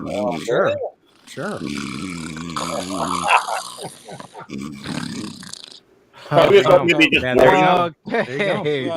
okay. Yeah, it's awkward, but you know what? You'd be surprised. I'm not. If somebody says something, never surprised. You're online. You're gonna encounter a lot of people. So, you know, it's talking about science fiction from way back. putting together something for me was really modern age. Look at the old Flash Gordon. Oh yeah, Buster Crabbe. I actually saw those. I actually, I asked begged my folks to buy them on VHS because they were releasing them. They released the entire serials. There were 3 serials. I think there was Flash Gordon 36, Flash There's Gordon Goes to Captain Mars Crunch. 38, There's Frosted Flakes. There's and then there's Flash Gordon Conquers the Universe, which was the final one. So yeah. And I watched all those. I was surprised. I was surprised because I didn't even know this, but how equivalent it was to Star Wars, especially the third one, Conquer the Universe. Had a rolling crawl, just like Star Wars. Look at some of the sci-fi pictures we had when I was young. Oh, we had the Blob. How about the ants that are taking over the giant ants that are taking over the world? Them or the scorpions or the spiders. Scorpions, they weren't rocking like a They weren't rocking like a hurricane back then. Oh, yeah, I mean those old movies from those old monster movies really were like the big thing in the 30s and 40s. I mean, after stuff like King Kong, we kind of got a bit of a resurgence of it. We got a bit of a resurgence with seeing when we first saw Godzilla. Yeah. Oh, original Honda Ichiro Honda Godzilla is a masterpiece. Like, yes, it is. Now the rest of them, I mean, the rest of them are campy and not meant to be taken seriously. But that first movie was great science fiction. Like there was like, you had the scientists, and there was like a conflict of whether or not to to keep this weapon, because this weapon can just melt anybody. So instead of destroyer, yes, and so they killed the original Godzilla, but then apparently Godzilla had a brother, and that's the Godzilla that's in the rest of the saga, I believe, in the rest of the a lot of this stuff always started back in, guess what? Terror of what the nuclear bombs would do. Yes, and all the mutations that were going to occur. And just that fear is it's driven really, a lot of stories. Yes, exactly. How things in life can actually draw upon and create stories like that. I mean, again, it was obviously the dangers of atomic weaponry and the dangers of it. But same thing is anything in life can often like lead to a lot of creative endeavors. Yeah, and I hope one day it'll be like that again, because it seems like people are not able to create what they want. They have to. You hope one day we use nukes again? Hopefully one day. Hopefully one day, creators will be able to create whatever they want. They won't have to, check boxes or put things in. The thing is, anyone who says they have to check boxes, seriously, that deserves a massive slap in the face. Yeah. From me, because I'd rather be writing a story, because that's the whole point. The whole point is to truly be creative. Look, I can understand that some people may find certain subject matter sometimes it can be less able to talk about, but if you're doing it for the sake of creativeness and doing it for the sake of a story, not for the sake of, just shocking or grossing out your audience or getting any type of reaction from your audience, that's not the way to go. I agree. Stories are told when you actually try to actually tell it in a more good and more narrative sense. Like how does such things like this actually affect the person in question? Yeah, I mean, when it comes to writing a story, I mean, to me, I mean, it could be different for every author. Every author writes differently, but when you read a book, you're basically reading an aspect of that writer. So, like in my case, right now, I'm reading The Wheel of Time. It's a fantasy series. Amazon recently made a show, and I heard you're a big fan of that show. And a few other, and I've been rewatching. I've been watching live on Prophet of the Dragon's channel, watching that episode since I finished the first book, and the first season is supposed to cover the first book. Well, that show, I watched 3 episodes so far. I had plenty to drink. I had plenty of whiskey to drink, and I reverted back to We got Drunk Oriole. Yeah, and I don't think I ever swore so much during a stream than I did. So my usual wholesome self was not wholesome during those watches. We did 2 of them, covered the first 3 episodes. They left out very important segments from the first book, like very important segments, very important chapters that were to build the main character. So what they're doing with this new series is they basically said we're not going to have, the main character, which was a young man. Mm-hmm. In this case, it's going to be the girl, the female lead, and the wizard and the female wizard Moraine, who was not a main character. She was basically like Gandalf. Yes. She was not in every chapter. And you didn't really know what she was thinking too much. Well, I'm in the second book, and now chapters are from her point of view as well. But I'm reading the books, and Robert Jordan is a really great author. He has done tremendous world building. He has done tremendous character work on all characters. There's a lot of there's chemistry between the characters in every book. They all have unique relationships with each other, and what I saw on that show is worse, in my opinion, than Rings of Power. Like Rings of Power had no source material to adapt, so I can kind of. They're going to Willow right now, and Willow it doesn't have source material either. It's just a sequel to a movie that came out 34 years ago. Wheel of Time has no excuse. There's 14 books. 11 of them were written by Robert Jordan. He passed away before he could finish the series. So within the last year and a half of his life, he scrambled to basically write an outline of every major event that would lead to the end. And then, of course, he passes away. And then, because his wife Harriet McDougal was also his editor, she made sure that his work would continue, and they hired Brandon Sanderson, who is also known for a lot of fantasy books. He writes like a book every year, and these books are really thick, like this thick. So they hired him to do it, and he finished the series because Jordan wanted his story to be told even after his death. It's a shame that he wasn't able to finish it, but yeah, take care. It was a shame that he wasn't able to finish it, but he still managed to, him and his wife managed to make it happen.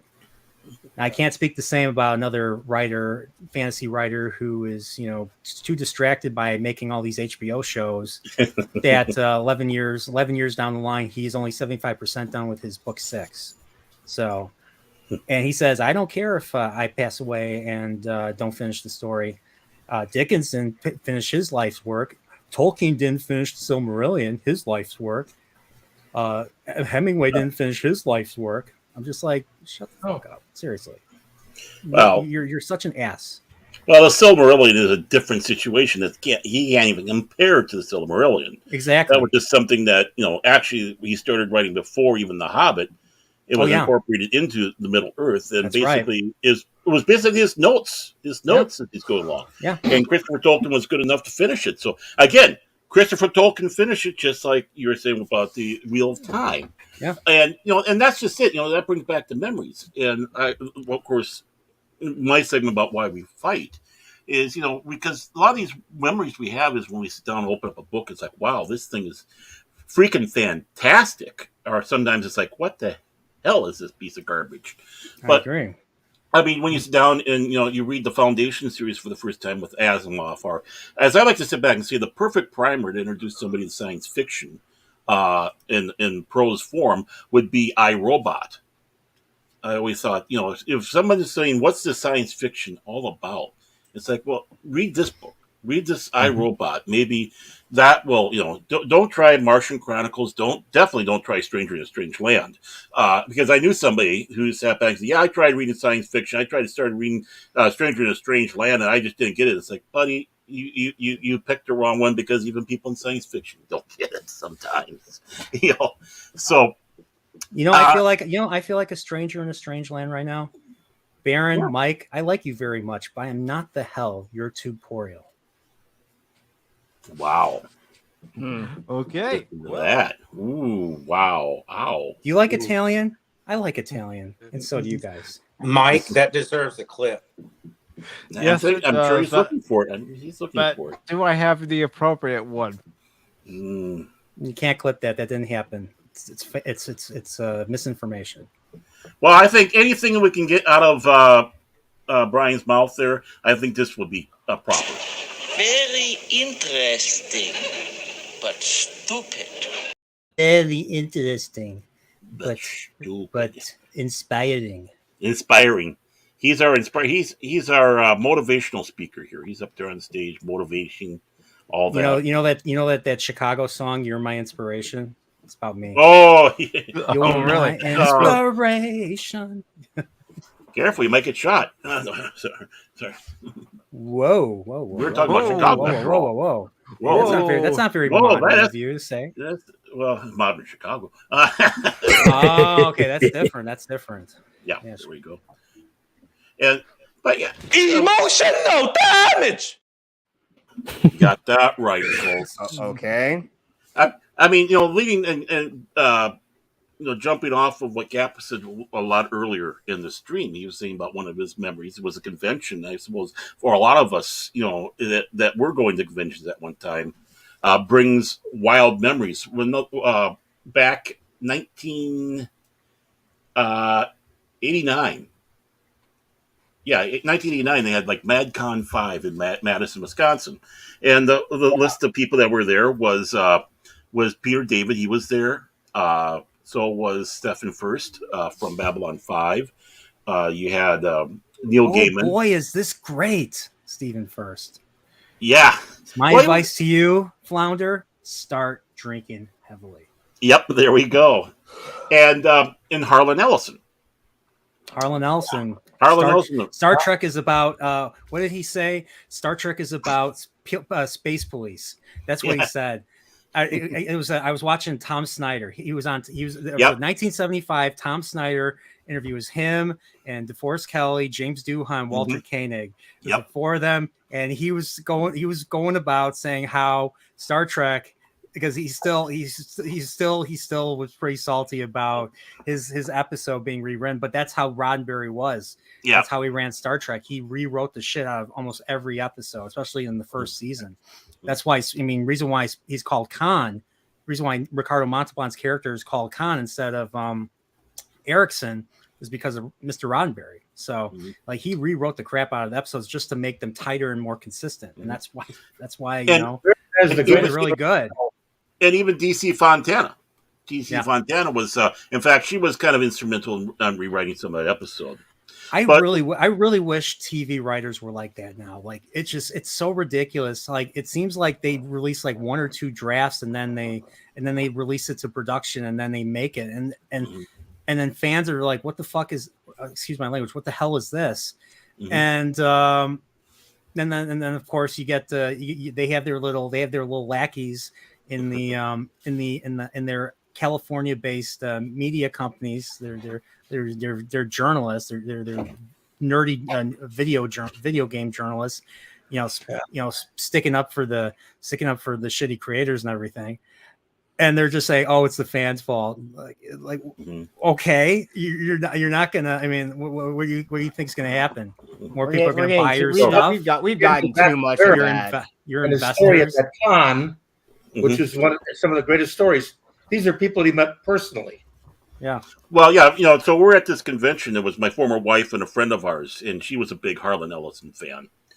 And we go in and do the registration and such, and there's Harlan in the corner kibitzing and getting all set up because he always wrote at the convention short stories and such like that. And it's like, oh, okay, that's neat. And I'll watch a little bit of that. We walk out of the registration room. We're going down the hallway there to the main atrium. And my former wife goes, "Man, I'm thirsty." Or, "Boy, am I thirsty." All of a sudden, out of nowhere, came a hand, went on her shoulder. And kind of turning her around, another hand comes out with a bottle of water. Goes, "Ask and ye shall receive." It was Harlan Ellison. And he's walking out the door. He's looking back. "Hey, don't worry. I don't have trench mouth." Trench mouth. Whoa. Wow. Well, what about the GABA? Oh, the guava paste. Well, they had a feast there. They had a dinner where you could sit at the table, and actually the the former Mrs. and I, we could pick any table we want because we're so early.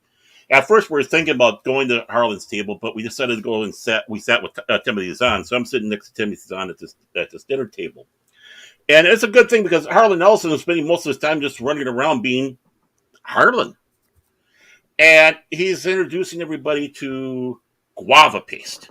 You got to try this. It's wonderful. It's guava paste. But you have equal parts guava and equal parts cream cheese. Here, give it a try. Give it a try. Guava paste. Guava. Mm-hmm. So he's going around, and so we're all snickering over at our table, and we're doing the soil. Actually, this is actually written about this incident. I don't know how much of it is, but I know the incident is written in the book by Peter David about. I believe it's titled "Mr. Sulu Grabbed My Ass" or "Touched My Ass" is I think the name of the book. And there's a chapter devoted to actually this entire situation. So I got to get that book. But he's going around being Harlan. This was the 80s? This was the 80s? No, 90s. 1999. It was 19... This was, I remember, I think it was 2004, 2005 when Takei, came out. Right. But the book was written not too long ago. But Peter David was at this event, and he wrote about this event, which was in 1989. Oh. The name of the book that he wrote was Mr. Sulu Grabbed My Ass. But it's all about a retrospective over a period of time. And one of the times he was talking about was this convention in 89 or 98. 98. Yeah, I love dyslexia. So, but he's going around to all the tables, and we're sitting back going, "Oh, Soylent Green, and all that." And then Peter David, they must have heard us because we're kind of raucous at our table, and all of a sudden Peter David goes through the whole "Soylent Green is people, Soylent Green" as he's being pulled off the door. But he comes over we're going to Timothy Zahn. We said, Timothy Zahn, when he comes to you, just say, "Oh yeah, it tastes like chicken." So we're telling tell Harlan, it tastes like chicken. And so we're egging him on to do that. He comes to the table. Timothy tries it. It's good. And Harlan goes, yeah, great. Goes off to the other table. We turned on Timothy Zahn like yesterday's burrito. It's like, come on, why did you do that? You didn't do it. He goes, you don't understand. Harlan Ellison was right there with a knife. Which my response back was, no, Harlan Ellison was there with two knives because he had one for the guava paste and one for the cream cheese. And that was the dinner table that we had on that one. But yeah, he was all over the place, and it was interesting. It was very interesting. That's cool. Very nice. Well, one of the stories here, this is a combination of things, so it's not just one story. It's just many of the times that my dad and I would either go to an air show or we would go fishing together, even going to Star Trek conventions together. Now, he wasn't the Trekkie, but he tolerated Star Trek because I liked it. But anytime he and I, went on a fishing trip, we always had fun. But there was one time we went out fishing outside of Oceanside, California. And it was myself, my dad, and a neighbor of ours. So we go out fishing. Of course, my dad always liked to get up at the butt crack of dawn to go fishing. And I knew this, and I still went. So, the day starts. They're catching fish left and right. Here I am, holding the rod, no fish on the line. So at one point, as we're, fishing, we're out on my dad's boat. I end up falling asleep. Well, while I'm sleeping, a fish gets on my line. And our neighbor says, "Hey, Bart, you think we should wake Mike up?" "Nah, let him sleep. It might still be there by the time he wakes up." Well, maybe a few minutes later, I wake up and my dad says, "Before you do anything, you might want to check your line." And I'm looking over at my line. I'm seeing that the rod's bending. I'm thinking, I got a fish on the line. So I start reeling it in, and it's a big fish. And my dad says, "You want help?" I said, "No." And I keep reeling it in. By the time we get it up to the boat, we can actually see what kind it is, and it was a Spanish mackerel. Now, the reason why I'm mentioning reeling it in because this relates to another time we went out fishing with the same friend. Only this time we were going out Mickle shark fishing. And I'd never been Mickle shark fishing with my dad before. My dad had gone out with the same friend and another neighbor of ours to go Mickle shark fishing. And after they caught the shark, they would fillet it and we would have Mickle shark steaks for dinner. Well, this was the first time I went with my dad. So we get the Mickle shark on the line and I start reeling it in. And my dad says, "You want me to take over?" Because he sees that I'm starting to get tired. I said, "No, I've got this." So I'm reeling it in. Said to him, I said, "Just get ready to do what you need to do to the shark." And what my dad did is he pulled out his gun and he would shoot the shark once it came to the surface. And we pulled it close enough in. And my dad's all, "Nice job, Mickle Moose." Sometimes he called me Tiger. Sometimes he called me Mickle Moose. But it was anytime I went fishing with my dad, anytime we went to an air show, I mean, seeing those old warbirds there at the air show and seeing the Blue Angels and just being able to spend time with my dad and those are memories I'll treasure. I mean, one of the times I was out with my dad and we had this train that would go by. And it would go by our neighborhood 3 days a week, in the morning and in the evening. Well, there was one day where I went into our local video store and the engineer of the train walked into the video store. And we got to talking to him. And I'm around 7, 8 years old. So I'm really into trains at this point. And it's just not the little train sets that you get where you go to the hobby store and pick up the different H2s and so forth. So we're talking and I'm asking him all sorts of questions. How long does it take you to get from Oceanside where the train depot was all the way here to San Marcos? He says it takes a good while because we have a certain speed that we're supposed to cruise at, and we can't exceed that speed. So, long story short, the next time he comes through, he actually lets me come onto the train and check it out. And actually watch him as he works. And I'm thinking, this is pretty cool. Yeah, that would be. Yeah, that would be cool. That would be awesome. We used to have those old Lionel metal train cars, know, and I wish my dad had kept those. He gave them away because they don't make any good train sets these days. I have my Lionel set from the 1950s. What?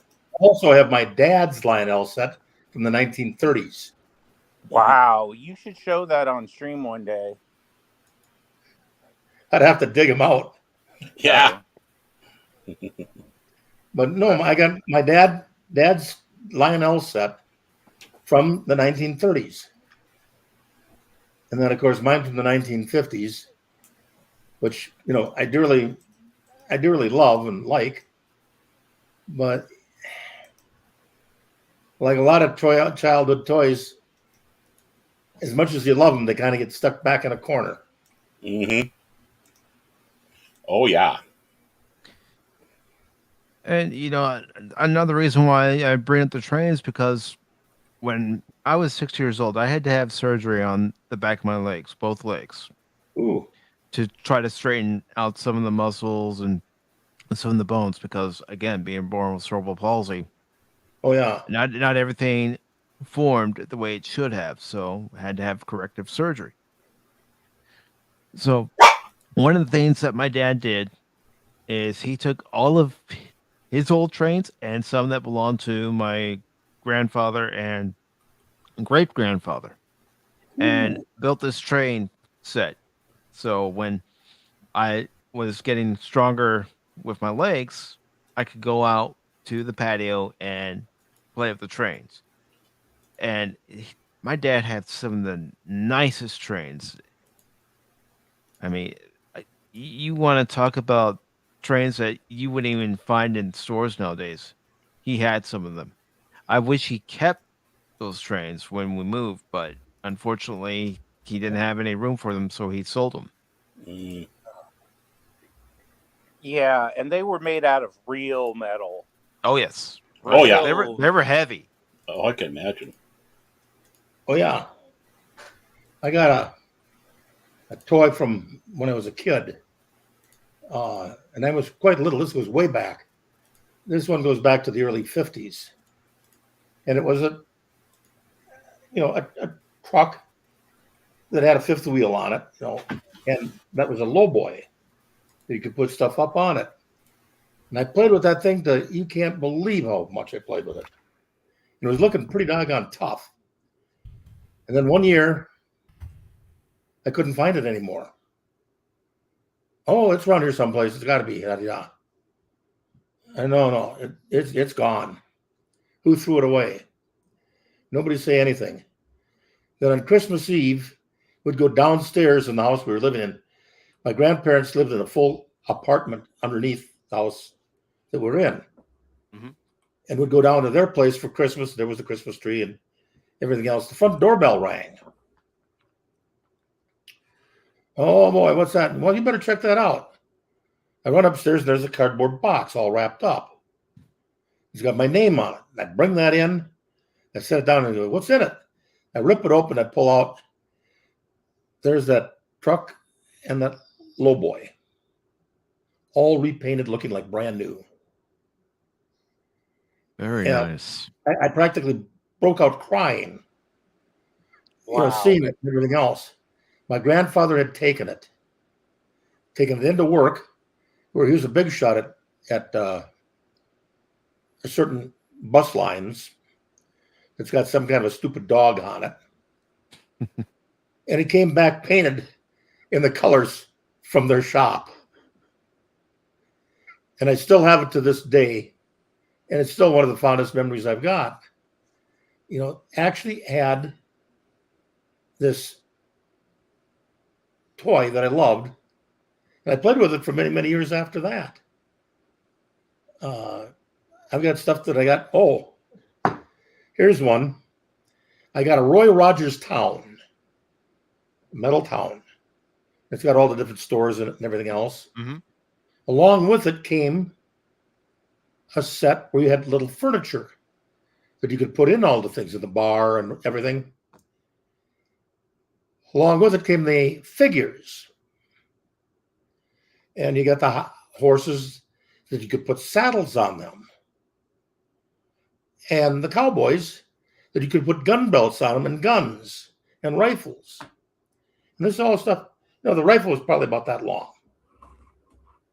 The pistols were just little tiny things because the figures themselves were only about this high. And I still have all of that. And wow. I don't know how much it's worth. I don't give a shit. It was from a very special time in my youth, and I still got it. That's awesome. I would love to see that. I've been trying to get a hold of the old, some of the old Roy Rogers stuff and Zorro and some of the old Western stuff, and it's just too expensive. But boy, did they make some good toys back in the day. This is a pretty rare one because I've been around on the net, and nobody even talks about it. And those that do talk about it say they're looking for one. And I'm going, F you, I got mine. You can't have it. And you remind me, old man, of the Tonka trucks that they used to make out of metal. Yes. I used to, oh my God. I was like you. I wore them out. I mean, I used to have so much damn fun with the cranes and the dump trucks, and you know, my mom would let me stay outside, you know, just below the porch where she could watch me, and I would play with that stuff for hours on end. That you just brought up another fond memory was the Tonka trucks. But I wish I still had those though, because And they're they were made plastic. just down the road from where I live. Really? Wow. Yeah. Yeah, they're made in Minnetonka, Minnesota. Wow. That's why they're called Tonka. And Prince's place, that stupid Paisley Palace thing, Yeah. well, that's just down the road from me too.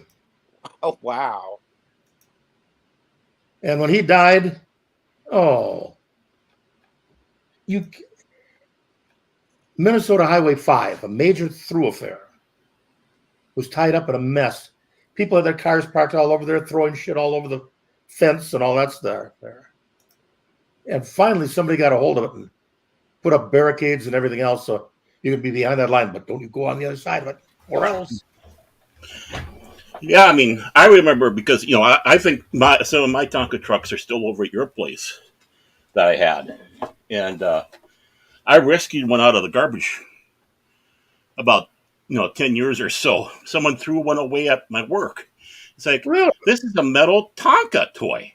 So I took it. I went the dumpster diving for it. But that reminds me, Tonka toys actually was my first introduction to Hammer horror. To be honest to you, right? Okay. Tie that together. So, well, yeah. So occasionally they would have these things where they wanted to test the new toys out, right? And see what the kids' reaction would be. And somehow I got invited along. So we went over to Tonka. Thanks for being by. Oh, he's got take care. All right. Thank you, Orman. So I go down there and what they did was we watched like the first half of what was it? It was one of Peter Cushing Frankenstein film where he's actually Frankenstein. I can't mental block on the name of the movie actually.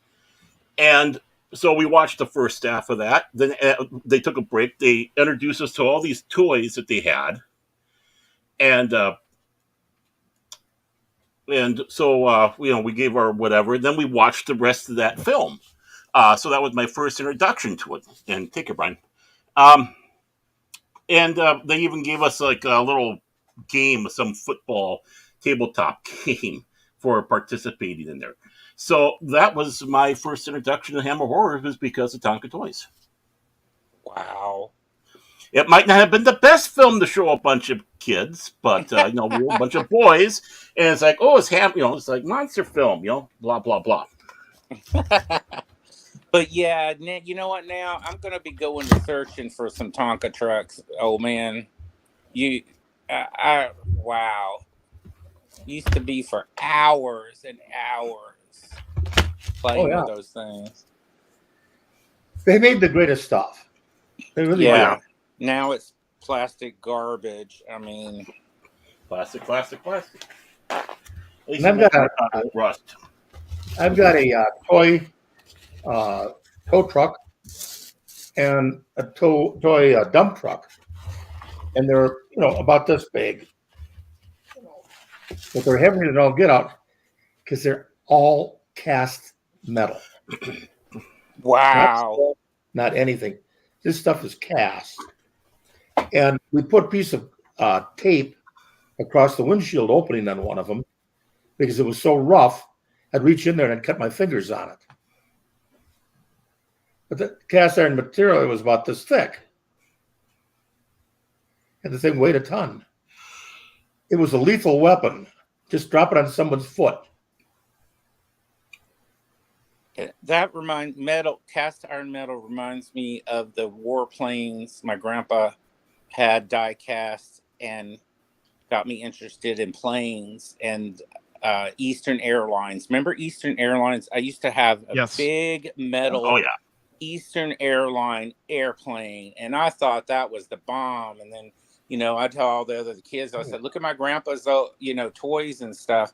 I said, these are made to last, you know, but they were more interested in their new plastic toys. But I was like, I thought I was hot crap because I was like, look, I got my planes, I got my Eastern Airline truck, I've got, and then when we used to travel across the country, because my grandpa was a truck driver and I'd go with him sometimes, we'd stop at Stuckey's USA. Yes. Oh yeah, Stuckey's. Oh, you bet. Yep, and get a pecan log, a pop drink, and a metal tractor trailer truck toy. And wow, yeah, And you that's always knew cool. where a Stuckey's was, miles away by the roof. Yeah, exactly. And you know, I mean, it's got to the point where one time Gramps, he went past one Stuckey, and I'm like, he was like, "Why are you upset now?" I said, "You just passed Stuckey's.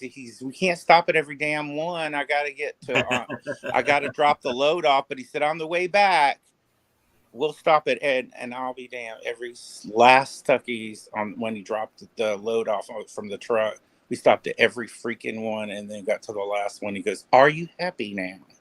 Yeah. I said, yes, because I got some tractor trailer toys out of it, and I got a lot of candy and pop. I said, yes, I'm happy, Gramps. I said, yes. Wow, Stuckey's. And there's one down about 8 miles from me. You can tell it used to be a Stuckey's, but those things used to be the bomb. You'd have to stop at those. And those stuff like, you know, Speedy Gonzales Truck Stop and Game World, or you know what I mean. You know what I mean? Like those places where they'd have all the toys and stuff, and yes, that racing cars and stuff at the state lines and stuff in certain states. You know, I can't remember the one between near Texarkana, but you know, like Guido's you know, Funland and Play Stop, and then there was a truck stop next to it, and you know, wow. Yeah, Eastern Airlines. Oh my gosh, and TWA. Oh, yeah. Those were my planes. I was like, ooh. That's World Airlines. Yeah. And now And it's then you CGI had Airlines. Northwest Orient Airlines. Yep. Bong. Yep. The only way to fly. Northwest Orient Airlines. Yep. And I know they were called stewardesses before, you know. Oh, you bet. Mm-hmm. And I made a mistake, you know, when they started changing vernacular. I'm like, well, where's the stewardess? And they're like, it's a flight attendant. And I'm like, oh, okay. I'm just used to, and the old car ads and the old airline ads, that makes my mind go off on other things. I used to like to collect Life magazines, and with the old, and then the old car, like what was the car? Is Comet? It was a Comet. Wasn't there a car called a Comet? Yeah. Mercury Comet. Yes, my grandpa had one. Oh my God. Those things, he was like, look, when you get your age, you probably won't have anything like this because they're going to cheap metal. But he says, I'll be damned, I could ride this thing through a brick wall and keep on going. Yeah, and then the other part about the Comet was on the floorboards on each side, there was a little box down there. You could reach down there, turn the little lever, open the door up, and you could have hot air blasting right on you. Mm-hmm. Yeah, and then the steering wheel was made out of stuff that would give you a concussion. And they were so big. In 1956, Ford came out with something revolutionary new. And it was called the lifeguard system. And on there, the big change was you got this wraparound steering wheel, windshield. Before that, they're all flat, straight glass. This one curved around. Then, this is over the 55 model now. Then the other change they made on it was you got a steering wheel that was cone-shaped. It was crushable in an accident. You had lifeguard door locks that prevented the doors from flying open in an accident. And, oh yes, I'm not kidding you one bit. They had a padded dash and visors. made out of a special material pad, and you can actually take that material out, drop a raw egg from a 2-story building down on it. It would bounce, and the egg would be perfect. Wow. Then the third thing, the last big thing was they had a seat belt. Yes, just like you had on the airlines. You put it around, cook it together. You pull it like this to open it up. Mm-hmm. But anyway, a lot of that stuff, the padded dash and the seat belts, were optional. Nobody wanted them. My gramps had, it had. I'm sorry, old man. The collapsible steering wheel, the left door locks, they were all standard in every car. But the seat belts and the padded dash. And think that was that far ahead. How many years later? Oh, you got to have that. It's mandatory now. You got to. Yeah, my grandpa had it all the way. And what was the name of the car that had like? It only had from like 1 o'clock to 4 o'clock, and then 9 to, or you know what I mean? It was a split steering wheel. Oh, I remember it was my grandpa or it was my uncle had a car like that. And oh my gosh, I can't remember the name of it. It was a split steering wheel. Almost like a back. That was Chrysler? I think it was a Chrysler. Might have been. Sounds like something it would have done. You know what I mean? Where you only had 2 pieces of the pie, the right side and the left side, and the top and the bottom would be gone. Yep. Mm-hmm. And Chrysler Corporation also did something else. You didn't have a shift lever here no more. Yeah. Dash, you had this little panel. And you reach over there and punch it. They used to call it the typewriter transmission. Mm-hmm. Wow. And I don't think there's any ingenuity or creativity in cars or anything today, matter of fact. I mean... Well, they're all looking the same, you know? I was going to say, it doesn't matter if it's Toyota, Ford, Honda, Hyundai, Lexus, Kia, Lexus, Chevy, GMC. They're all starting to look exactly the same. And there's no creativity, even in the automobile industry. When Ford came out with cars, a whole new look and appearance to it, everybody was nuts over there buying Tauruses left and right. Mm-hmm. A year later, every car was trying to look like a Taurus. Yep. No originality. They couldn't come up with anything original on their own. They had to copy somebody else. Disgusting.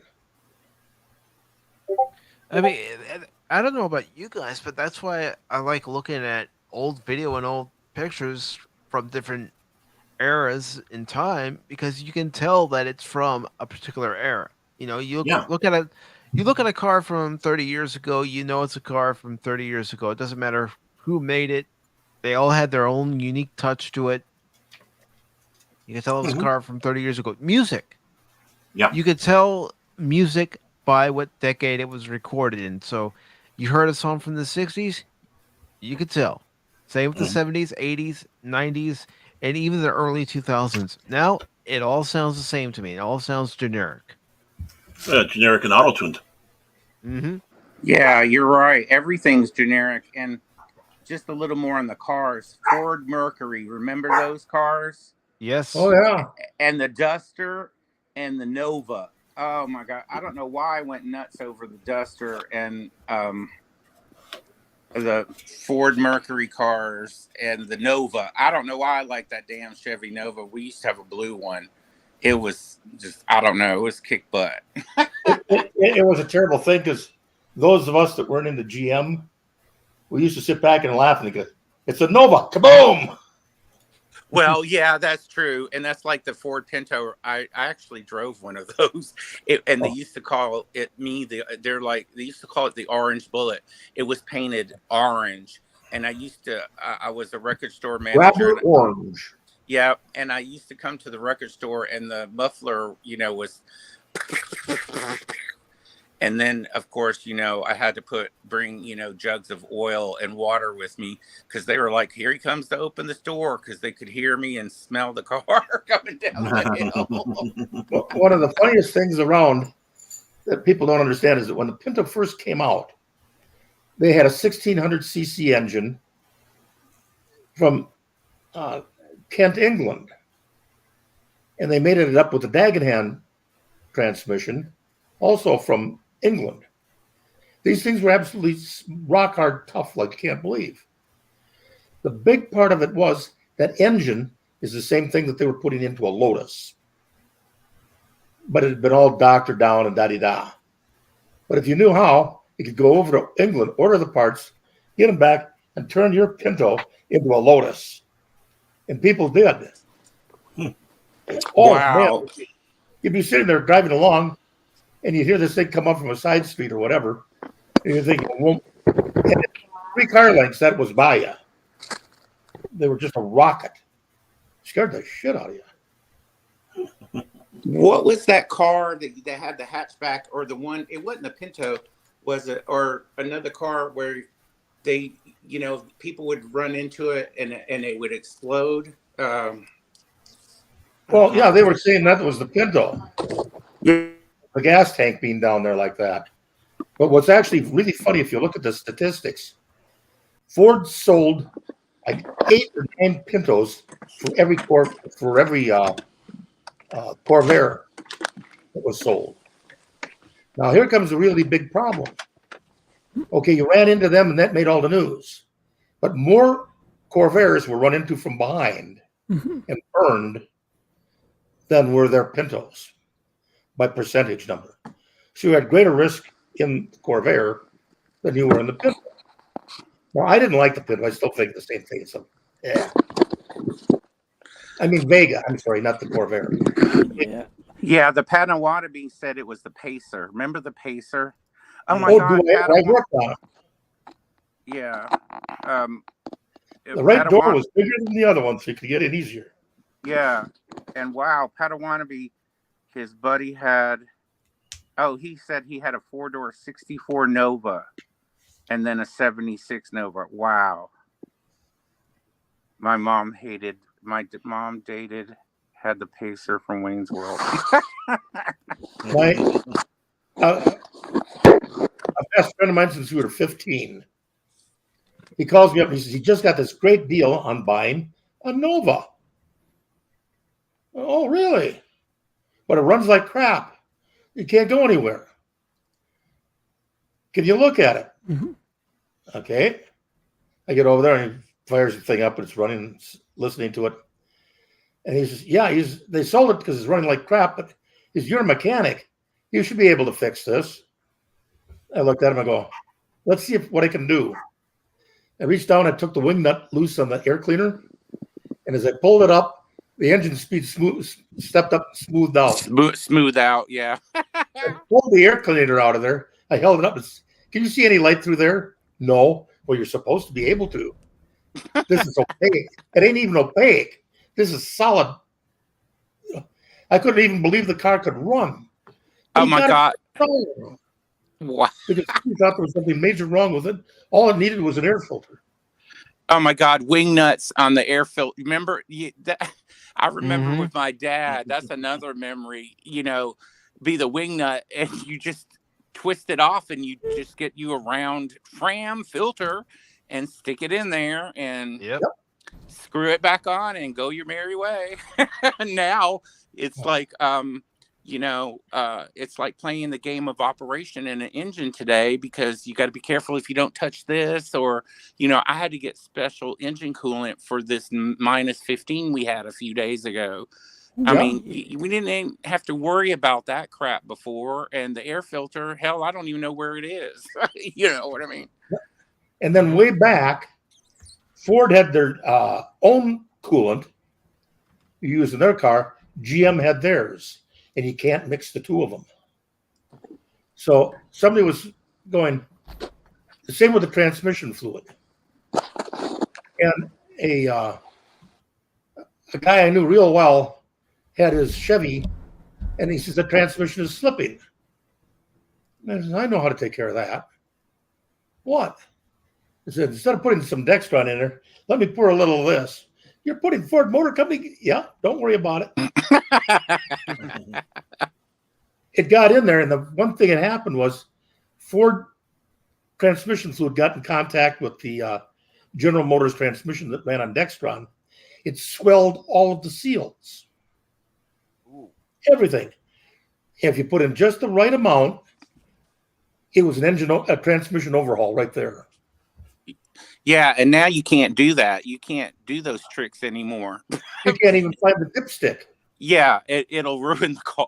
The lady was like, no. You got to have this 50-50 premix and it's a foreign car and blah, blah, blah. I mean, man, my brother's working on a 54 Ford truck for me. Ooh. Yeah, he likes to rebuild cars and stuff like that and trucks. And that was a nice truck. I liked it. Yeah, and I can't wait till it gets finished with it. And then he's worked on so many, and then he's got one I really want. It looks just like the Trans Am Burt Reynolds had in Smokey and the Bandit. Yep. I want that one. I was like, oh God, I want that one. Well, he's got the Trans Am then, right? Mm-hmm. Yeah, he has the Trans Am. Yeah. I mean, the one that he's wanting is, Yeah. And it looks just like the one in the movies. One of the things with the going back to the Pacer, that door was so heavy out there, and I'm not kidding you. That door was a ton. The bushings on the hinge would wear out. Well, you'd get the door open, you'd support it, you go in there and you drive the pins out, pound in new bushings, then pound the pins back in, and close it up. It was perfect again. The number of people that thought the car was junk and they couldn't do anything and would get rid of it because the door was falling off. It's just the bushings are worn out. Just replace them. Yeah. Now, the worst car I've ever had that I have plenty of not fond memories, but I laugh now, is the Dodge Neon. Oh. Oh my God. And it was purple. It was purple, y'all. The Neon is 9. Yeah. I thought it was the coolest thing. My dad kept on shaking his head. He's like, oh my God, you're crazy. You're crazy. And then I had that I told you moment with my dad. I told you. And it was purple. Real quick, I want to say hello to DJ Ronnie G. And, we're talking about. Yeah, we're sorry we're blocking you out there, DJ. No worries. I knew you'd squeeze me in at some point, and it was, you guys have good insight, especially you, old man. So, of course, I didn't want to disrupt that flow. How did this guy get in here? How did that guy get in here? I broke in. I mean, oh, good. Good. Yeah, he's better looking than me, and he's got a better. Got the right answer. Yeah. Nobody sent me great a answer. link. Great answer. He came in through the back door. I don't even know what this what is this? A TV with a typewriter on it? What's going on here? Welcome to Tron. We're talking about cars, and I could tell you a story about a Subaru station wagon that my family had at one point, and my dad hated that piece of shit. That's exactly what he called it, a piece of shit. From the moment this was back in '86. I don't know if you would have liked Subaru that much. They're a pain in the butt to maintain, I hear. Yeah. The Subaru, way back, came out with the 360. And they were cheap. They were nothing. We went down and we looked at one, thinking, this might be interesting.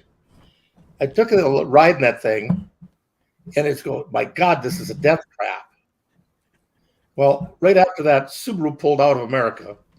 And all those cars that were here, they were buying them, and they were racing them on the river bottoms and on the lake in winter on frozen.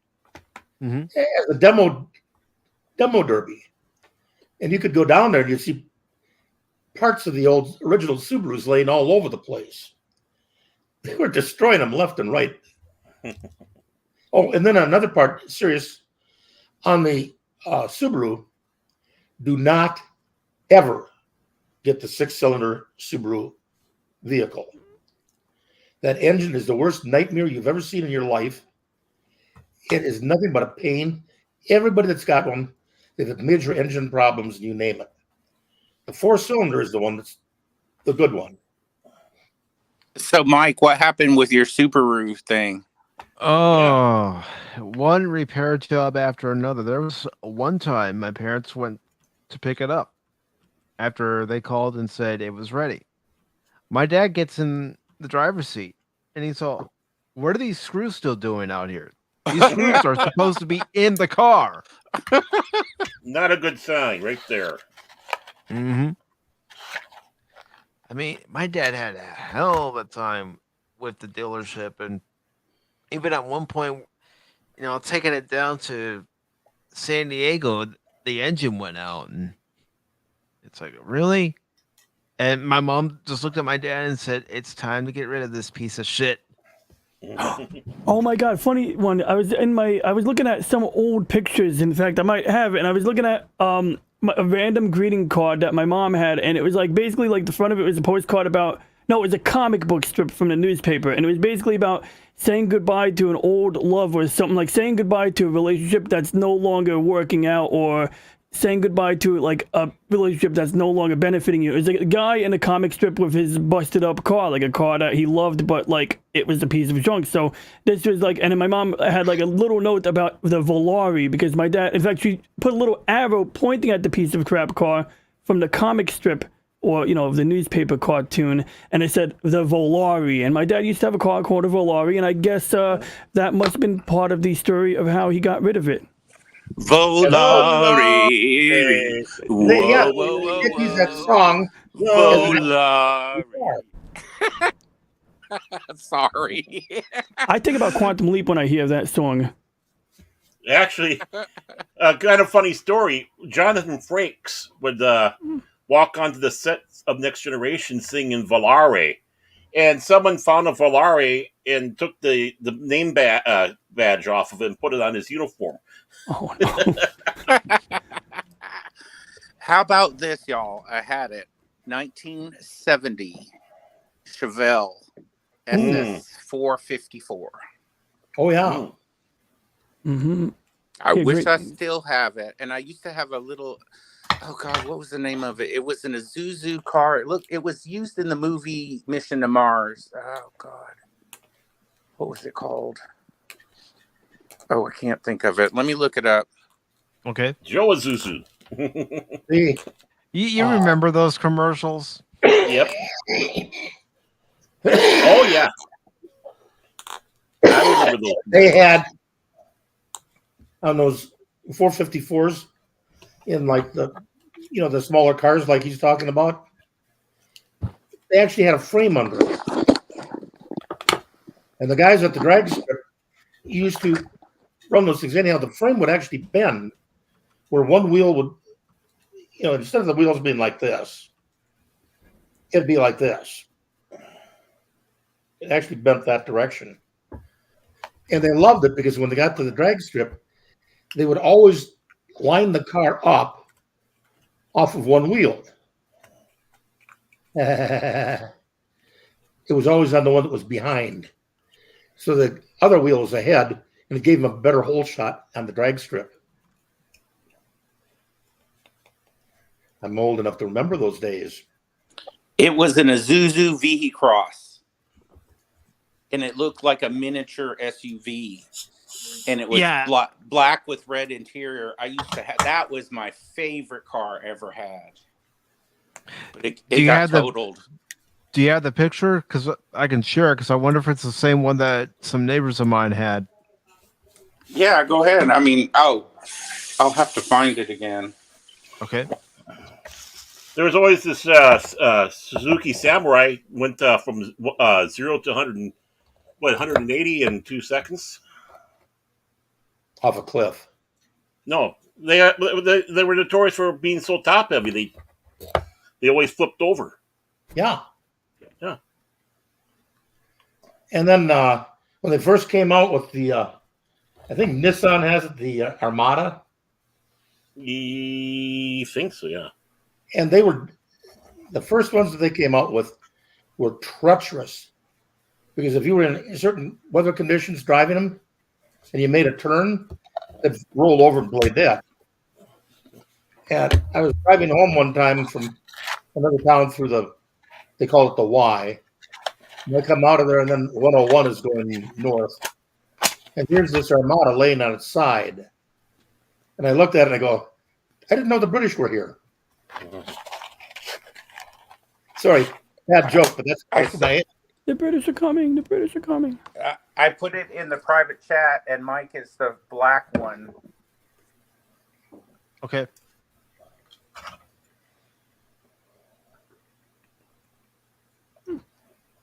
Well, I'm intrigued. All right, I'll pull it up here. Hopefully, I selected the right one. I'll find out here in a second. I don't think I ever remember seeing any of these vehicles. I do. They only made a certain amount of them. And I don't even know if they made a comeback, but they only made a certain amount. And No.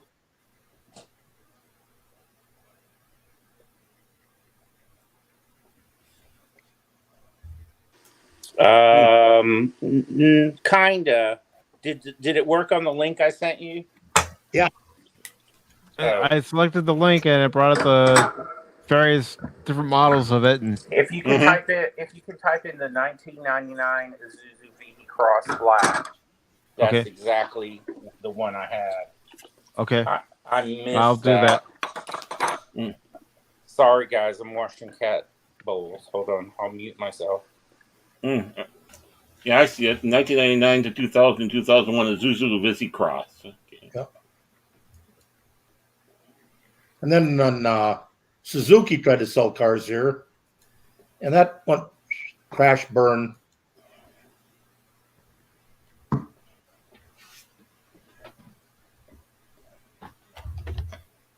Vroom, And I lived in Atlanta, and people used to stop me, and talk to me at the gas station. Even Atlanta police were like, "We've never seen a car like this," and it was wow. No, I had some great memories in that little car.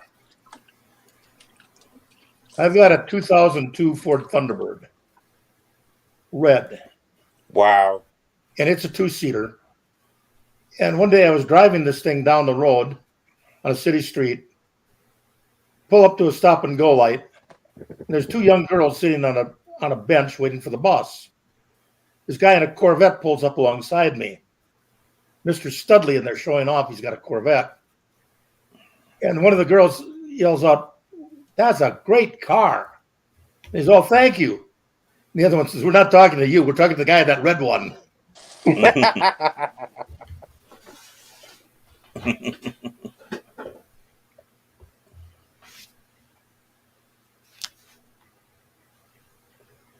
That car is capable of 150 miles an hour. Thank you kindly. Yeah, and these had an '84 Thunderbird. Thunderbirds, go. I knew people that did. Did you find it, Mike? I think I found it. You can let me know. We'll find out soon enough. Yes, but just imagine it all black. That's the car I had. I loved that car. I mean, I missed that car. That was like, holy crap! And I bought it from my boss at the university, in Georgia, and I bought it from him because his daughters thought it was too old and retro looking, and she didn't like it. I'm like, excuse me, I'll take it. Yeah. How silly. But yeah, and they didn't make many of those cars, but that's it. And it had a red deep blood red wine interior. Yeah, you can even see a little bit of it here in the picture.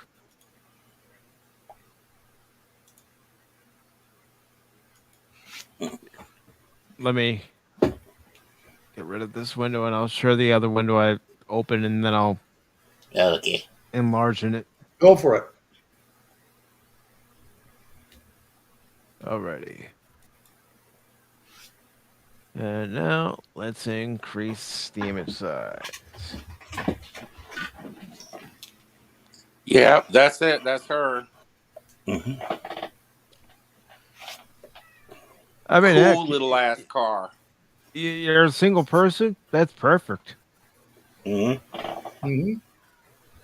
I mean, I told, and it was all black, and I would get noticed all around Atlanta. It was like, like I said, it even had Atlanta PD was like, "Whoa, can we look inside the car and the engine?" And here I am just wanting to get gas, and I'm like, "Sure, we'll take a look." And Then he gets busted. He gets busted and does the. What's this? What's this? I don't know how that got there. Those aren't my pants. actually, the cops I met, it was a man and woman cop, and they just thought I was hilarious, and so I got their phone numbers, and we all became friends. So every time they work the fireworks at Lenox Mall in Buckhead, I would go be invited to sit in the front row VIP stuff, because I used to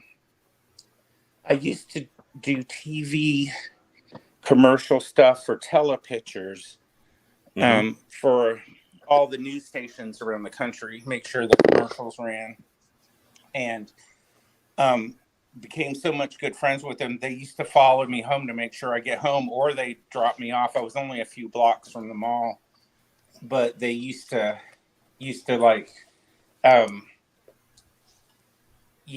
look out for me, and take me home if I had too much to drink or whatever. They're like, "We're working tonight. We'll come pick you up, take you home," and and stuff like that. But yeah, that's another fond memory, was that car.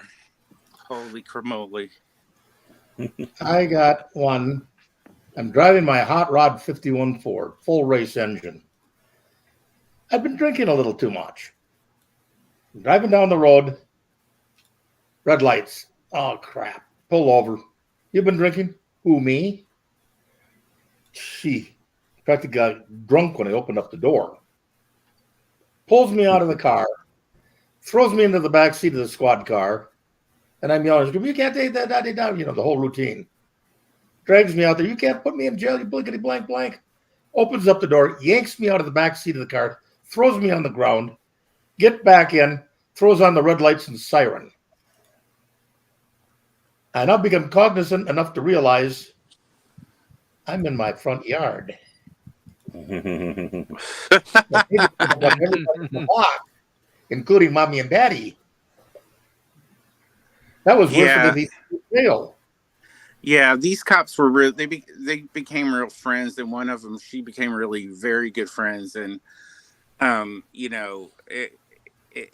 then I got into the police stuff, and like, we collect stuff too, and then I found out they were nerds,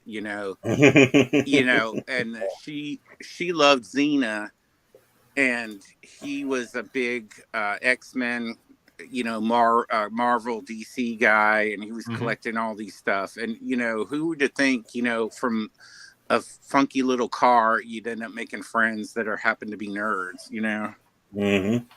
You never know how we're going to be brought together. How friendships are going to start.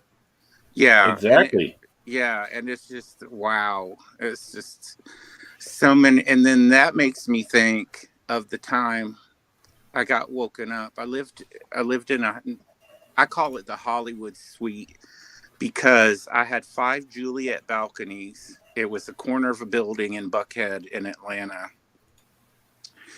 And at night, the lights would shine up like it was a Hollywood marquee. And I go to bed and I get woken, and it wouldn't be unusual to have TV shows or music videos either filmed outside our building or inside where our pool was. And one week they filmed a music video, so we're up to 3:00 in the morning because you couldn't sleep. I mean, the music was they warned us, And, so finally at 3:00, they stopped filming their music video. And I'm like, okay, we can go to bed. So we wake up at 11 or 12 from hearing somebody yell, action, cut. And I'm like, my bed was about as high as the window in the corner. So I could just roll and look out the window. And I roll and look out the window. Thank God I had clothes on. But there was a director on a crane yelling, cut and stop. So I opened my window and I'm like, shut the F up. I'm trying to sleep. What in the hell and who are you? So who is it? It's one of the producers, directors of the TV show Vampire Diaries. And he says, we're from the Vampire Diaries. I said, I don't really give a S where you're from or who you're filming from. I'm trying to damn sleep. He said, well, if you get through being grouchy, we will use you in an extra because you make a good, mean-looking man. And I was like, well, thanks. Appreciate it. Well, talk about, being the casting director as well, going, hey, we got our angry man. But can you imagine, you're rolling out towards the, your bed's real close to the window and you're rolling up and you see this crane looking thing with this huge camera on it.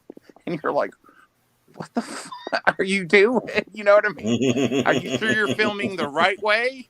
Not that we didn't have a prostitute that lived next door to us. And boy, she made a lot of money, But I was like, if you really want to film something, film next door because, her next appointment's probably, 11, 12? It's probably in the next hour. If it's not there already. Yeah, you can film there because one day I asked her, I was like, Shantae, who visits you all the time? I said, I can hear that door knock and I can hear some, knocking on our bedroom walls were together. And I'm like, could you move your bed when you're having sex away from the wall? I don't mind hearing the, I said, if you want to have that wild, at least invite me, over for the party, She said, oh yeah, G, we'll do that, G. They used to call me G. And I was like, what do you do for a living? Because you have all these, Hollywood looking men come in and out of your and out of your door. She said, I'm a prostitute. And I was like, what? She finally, I said 3 times, and she's like, I'm an effing prostitute, G. Got it? And I'm a highly paid one at that. So come on over, Friday night. I don't have any booked appointments, and I'll tell you all about my life. And then I had a neighbor. It was this couple, and they used to do porn, apparently. And I met them outside. I used to smoke those little cigar things. Oh, yeah. And in our apartment inside, the hallways, we had elevators that looked like a resort, and we had real hallways. So I used to sit out on the bench and smoke cigarillos. And Mr. Ford comes out, and he started smoking his stuff, cigarettes and stuff. And we became friends. And then when they invited me over for spaghetti dinner and gave me a tour of their apartment, I saw monitors in the corner of each room. And I'm like, what do you do? And her name was Giselle. And she said, G, we dress up and do movies. And I'm like, really? What kind of, I don't know why I said that. I was like, what kind of movies? Come here and look at my closet, baby. So we go and look at her closet. She had, taxi girl outfit, the Storm outfit from the X-Men movie. I mean, she had all kinds of stuff in there. And I'm like, oh my God, I don't even want to know the title of y'all's movies. I don't want to see you guys, even though you two are very, beautiful looking people. I don't, I know you as regular people. Let's just keep it that way. I don't want to know any of your titles. Oh. And we're still in contact today, believe it or not. But you're mentioning your next door neighbors, and their, extracurricular activities. I can remember one summer, and it was back in '96, where some of my own neighbors were having some extra extracurricular activities, and I heard, and then my parents and I and my sister, well, did you hear last night? And I said to him, didn't you hear me? Because at one point they're, getting it on, and I'm hearing, oh baby, baby, oh baby, Oh, baby. baby. So, you know, I'm thinking, oh come on, I'm trying to sleep. It was summer, yes, but school was starting early, so I had to be ready for school the next morning, and I'm all, oh, shut the hell up. Oh my God, that was just like Chantel. Because I was like, I did. That's how we met. Because that bed frame was too close to the door, and I heard, "Oh baby, baby, baby, oh baby, baby," and I'm like, "Oh my God, girl, move your bed about a foot away from the damn wall because I don't like." Boop, boop, boop, boop, boop, boop, boop, boop. It was funny. I'm getting ready for school the next morning. My mom, she comes out of her bedroom, and all she says is, "Oh baby, baby, oh baby, baby." As you all can tell, I've had an interesting life. I even worked at a record company, a major record label before, and boy, talk about seeing some stuff I didn't ever want to see. But Lord, there was this one time I was the one that they would come to and go, we're shooting a music video, and how much do we have, and how much more can we get, because we need to add this shot or whatever. You were the money guy. I was the money guy.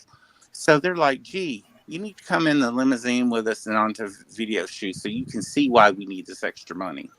Here, have this drink. Well, it was Hennessy, and I didn't know it, and I've never had it. Oh. Well, y'all, let me tell you, about 45 minutes into the video shoot, I look at the director, and I'm like, what's going on? He said, come here, watch. So he goes, and action. So I look, and I stopped them filming because I was like, what in the F is going on? This freaking car is upside down. And he goes, cut. And he goes, G, we're filming. Shut up. Be quiet. I said, that fucking car is upside down. They're like, yeah, go around the camera and look. And it was on hydraulics, and it was actually supposed to be upside down. And they're like, did y'all give him Hennessy? And it was like, oh my God. And my friends from where we previously worked together ended up doing costumes for a group called Goody Mob and stuff like that. And I was there around the time that the singer Pebbles was going through a divorce. Hi, John. And but yeah, I've had an interesting life. I mean, it's just some of these people were just like, oh my God. I walk in the room and I'm like, oh, I'll come back later. Never mind. Come see me. You're running out of money. You better have a hit single soon. Do something. Hail John Rendell Super Inch. Yes. Boy, I'm spilling all my stories tonight. Nothing wrong with that. That's where you were. That's when I was a kid, I was probably about 14 years old, 15. No, I was about 14. Anyhow, some buddies and I all went out to a nice farm that had a big pasture, and we camped out there. We put our tent up and all that stuff. Well, somewhere along the line, I'm just kind of walking along, taking a look at stuff there. I hear this noise. I go over there. I take a look. Here are two people really, really getting it on, really enthusiastically. And I mean, they're rolling all over the place. Well, the rest of the guys come up behind me. What's going on? They go, oh, holy criminy. They go, yeah. And I said, excuse me. When they turned around, they got all embarrassed. And I said, don't worry. You're going to be a lot more embarrassed when you tell the doctor how you got your poison ivy all over you. What? You're rolling around in poison ivy. Oh, And they no. really, big, huge patch of it. That's where they, of all the places in the whole dang area, they picked that to go and have at it. Poison ivy. That's Oh awful. my. Oh. I mean, I tell you, I mean, you know, people are nuts. I mean, poison ivy. Oh my God. But now, I think John. Go ahead. Oh, sorry. I was going to say, I think John Reynolds needs to hop in here and tell us how he's making Steve Gutenberg a star. Yeah, let's hear that. The printing press guy? Oh wait, no, that's the other Gutenberg. I'm thinking about the printing press. No, the different Gutenberg.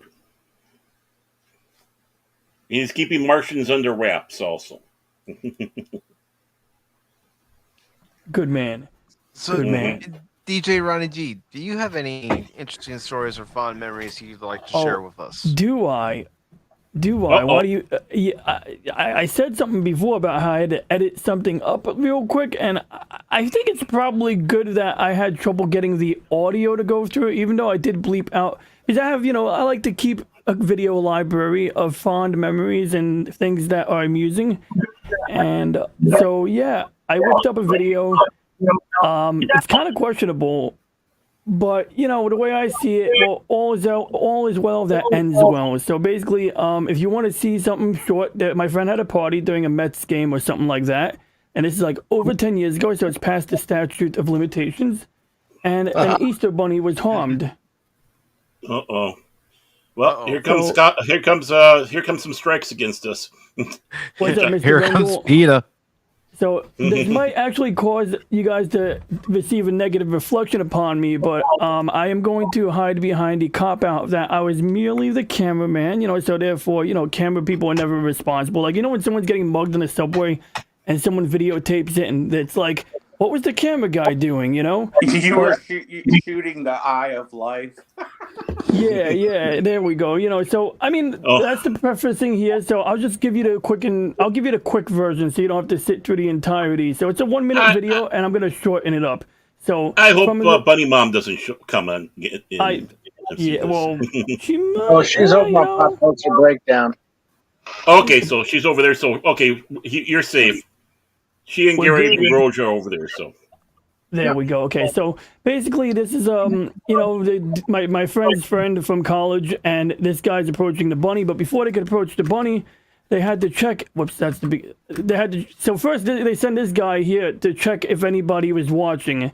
Then this guy goes up to the bunny with his implement, and you see the ears are up there, and he does his stupid act, and then he walks away. So okay, great, that happens. Then this guy's blowing up firecrackers for some reason, even though that's like really dumb. Like, you just did something stupid. You just did a crime. Well, not really. Anyway, we're not going to go over there. But you did something stupid. And then now they both go back for more. And I guess this is the part where I wish I had audio, but I don't think I can count on audio coming out. Although I will give it a shot because, why not? Let's see here if we can get a little audio action here. I've been it used to work, and I have to do some stuff here. So let's see here. Okay, we got that audio track enabled, and this probably won't work, but we'll give it a shot. Okay, so he stabs Bunny, then he trips over because the guy goes, you know what? Get the bleep out of here. And then they run, I play it back at like 10 times speed so that it goes. And then I'm going to upload this to a different platform than YouTube, because, I have a alternate place to put things like this. And basically now we're hiding in some driveway behind garbage cans for quite a few minutes. And this man, who is rightfully upset, okay, the homeowner is rightfully upset. This is like, vandalism. It is, and he's yelling, you messed with the wrong effing guy. And like, it is freaking scary. So, anyway, that audio track was pretty funny. Anyway, what's the conclusion? Well, I had to go to the wilderness to get back into my friend's backyard because I did not want to get near that man. And we basically were lucky that after he called the cops, we were able to come to an agreement where we'd give him $150 and he would kindly ask the cops to, go away. And So, we paid for that man's bunny, but it was stupid. It was. And, I was like barely 18. Was I 18? I was a little over 18. I'll admit I was maybe 21. Okay. But this is the degenerate activity that ensued. But it's a fond memory now, I don't recommend it at all. I really don't, because I wouldn't like it happening to me. I've had hooligans throwing bricks in my house before. It's no fun. This is a little bit less harmful, but it's still okay. I'm not going to justify it. It's effed up, but yeah. So that's the funny story. I wish I had audio to go with that. So DJ Ronnie G, when the guy came out and started yelling and threatening you guys, did he say something like this? I will send you to G. He kind of did, but a little louder, a little more profanity laced. And of course, it ended with him going into the Blair Witch Project, as you noticed. Yes, it literally did. Like, there's actually quite a few minutes of footage of me like talking to the camera, like, "Oh man, this was stupid," And I'm like, God. Or was it more like this, DJ Ronnie G and Barrett? If you don't mind me playing the clip, I'll play it. Go ahead. Go ahead. All right. I think you know which clip I'm talking about. Okay. From the Big Lebowski. Okay. Do you see what happens, Larry, when you fuck a stranger in the ass?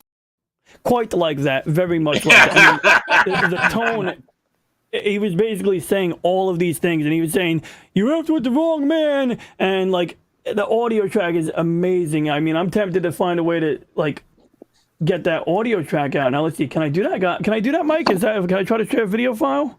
Or do you think this is a bad idea because it has the bleeping? That's okay. I won't share it. It's cool. He's like, you know what? I may not have lined up the bleeping correctly. When you filter out profanity and it goes, "You bleep," and sometimes you're just off a little bit and it still clearly sounds like the actual word. But yeah, it was very much like that scene from The Big Lebowski. Thanks for putting us to shame with visuals, DJ Ronnie G. Yeah. You brought your game on your story. I put you to shame with visuals. I put myself to shame for showing some degenerate activities. So I guess it's like it's a wash. So what you're saying is, when you were younger, DJ, is you were a hooligan. Yeah. Maybe. Yeah, I guess you might be able to say that. Yeah. Yeah, you can say that. Yeah, Was he a phantom hooligan?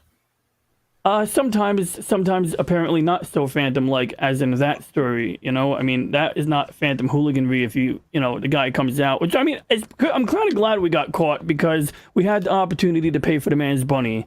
You can't do that after the fact and feel bad and go. If you don't get caught, you can't go back after the fact and be like, "Hey man, we stabbed your bunny. Here's $100." Like, the guy might decide he does want to press charges or something, So it's a little tricky to. So that, like I said, that's why I said all is well that ends well.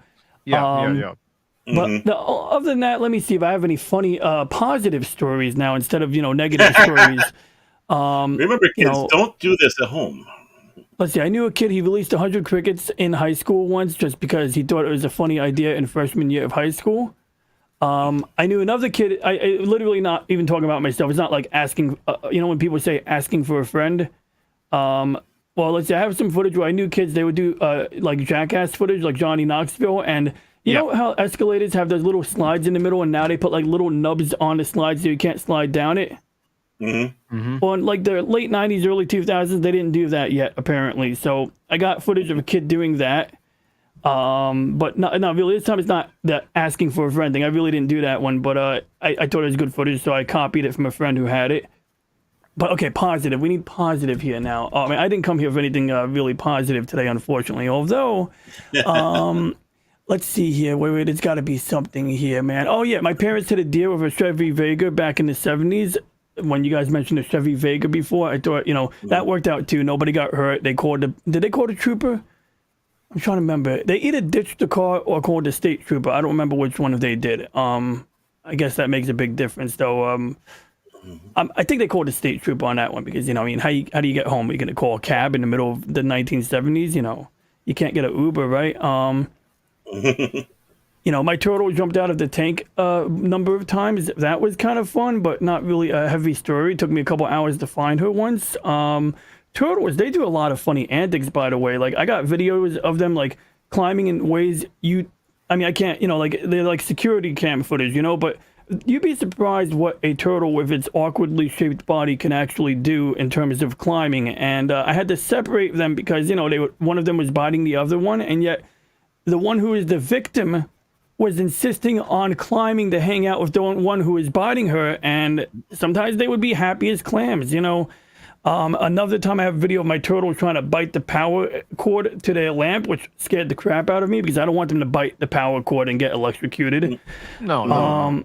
I had a turtle tank overfill on me once, and at the same time I had a faulty water heater, so I'm stepping in barefoot on the water, and I start feeling this electrical charge going up my arm, and it was very distinct. It was just like I knew this was not just the feeling of cold water. This was like a sensation.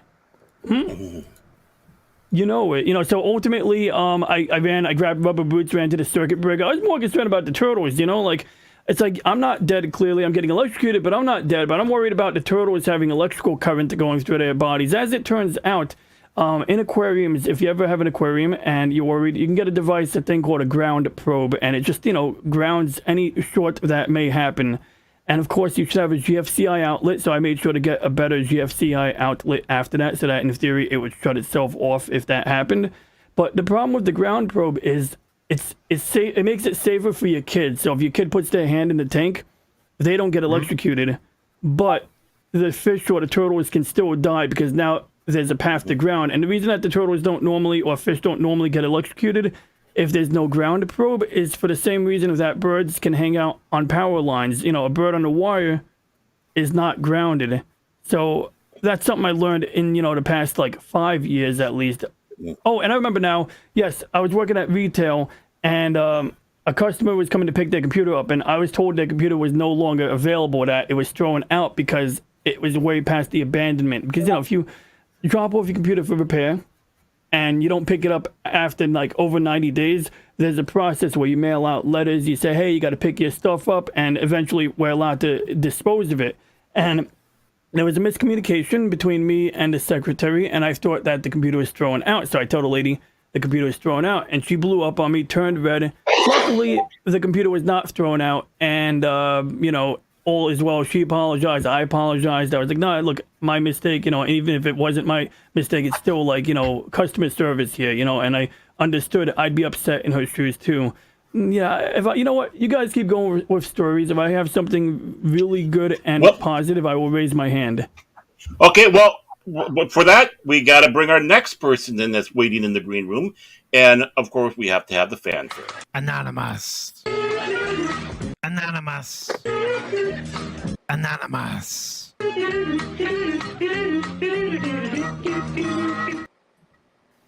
I feel so. That's a nice puppet show. A long time coming. That's the first time I've done that one. And the first time I've done that one for you. So. Well, I'm glad I broke you in. Yeah, you broke me in. I'm broke now. What's up, Anano? Well, I've managed to get out of bed and sit in my chair for a short period of time. So there's some good news. Sorry, go ahead. Mike. Mike's got two. Yep. Mike's doubled. Got me in there twice, so I will fix that. I'm not that doped. I'm seeing double of Mike. Good personality. He started drinking for New Year's already. You don't want to see two of me. One of me is scary enough. Yeah, really. Oh yeah. Well, I'm getting better. I'm walking around a little bit. Got my hot rod that I walk around with, and I'm able to sit in my chair here, lean back in just the right way, and I can take it for a little while, but not too long. So I won't be on here very long. So I just thought I'd drop in and say howdy to you guys and let you know I'm still alive. Well, that's good to have you here, brother. We worry about you. Thank you. Yeah, you got the flu or what? No, I threw my back out right before Christmas. No. Yeah, I know it was a bad one. It was sometimes I can get over it in a few days or whatever, but I screwed up, and it was my fault, totally my fault. I messed it up a little bit one day, and then the next day was our Christmas party thing, and I thought, oh, I want to be there for that, and I can handle it. So I took my pain meds and went to work, and about the time that the party was over, I was about to die. So I took home, and I've been in bed the whole time, the rest of the time. And that was over 2 weeks ago. Yeah, I told you not to try to dig Phil's grave yet. It's coming. It's very soon. Things have to be done in preparation. Oh, Phil. But yeah, I missed you guys. You know, I haven't been able to get on, and thought I'd come in and say, hey, I'm getting better. I'm walking around. I got my cane or walker. I'm an old freaking man. That's sorry, old man. But got my walker. Painted some flames on the side of it. And I got That's a walker the way you do too. it. It's got That's cool. tennis balls on the bottom, and it's called the Drive. there you The go. one that folds open. Yep. Oh, I need tennis. I got wheels on the front part. I need tennis balls on the back because it's scrapes up the floor pretty good. You need some spinning hubcaps, and if I had a cane, I would name it Herman Cane. Herman. Oh. And I was saying that joke before. I used to say that joke when he was alive. Okay, like it's like not like I'm making fun of Herman Cain. Like I really really like I have no problem with the guy. Actually, was it her? Yeah, was it? I'm mixing him up. And Alan Keyes too. I wish Alan Keyes was president like 25 years ago. But I digress. I'd name mine Kate. I thought it was going to be the Kane Mutant. I was just groaning because it was man. Hey, they can't all be the. They can't all knock them out of the park. Most of them here usually aren't that good. That's the thing, you know. That's good. So, what are we talking about, boys? What are we talking about here? We are talking about interesting stories, fond memories. We were having trash talk earlier between Phil and Gap. Gap After Dark. So, I missed it. Yeah, hey, it's worth a rewind. I'm telling you. I bet. I still need to email that icon or the avatar to Paul so he can give it to me. I'm just trying to figure out how long those two have been married. They were bickering so good. I don't know. I don't know. Well, Phil's a million years old, so you never know. But the reason why is I'm old enough to be Phil's father. Do not look at me. I had nothing to do with his mother. But does he look like? Should have pulled out. No, Phil's actually younger than me. So, I mean, what does that make me? But Phil sounds older than old man. He does, doesn't he? Yeah. Well, he blames it on his Italianness. We Italians age faster. Arr. It's all the dope. Dope and booze, that's all it is. Yeah, it really is worth a rewind. We got into it good. It's going to be a classic. I might end up clipping that. Yeah, it should be. John, are you back with us? Yes, I'm here. I got a question. Okay. Have you ever been? Have you been to George Washington's Masonic Cave? Not the cave, but I've been to the Masonic Memorial in Alexandria. That was fascinating. They got a cave. Fascinating indeed. If you go in there, you can actually see his inscription carved right in there. Masonic symbols in there and everything. Yeah, it's pretty awesome. I've seen a few pictures, but never been there myself. I'd like to get there. But it's rather interesting. We went on a trip when I was with Lehighton Lodge, and we went down to the George Washington Masonic Memorial in Alexandria, and then the next day to Mount Vernon. And we took a trip down to Mount Vernon, and you go through the house and the grounds, and there's still a working farm there. And they managed to work in a free boat ride on the Potomac for us. Really fascinating stuff. But Masonic Memorial in Alexandria is just fascinating, and it's right across the street from the Amtrak station, which is nice.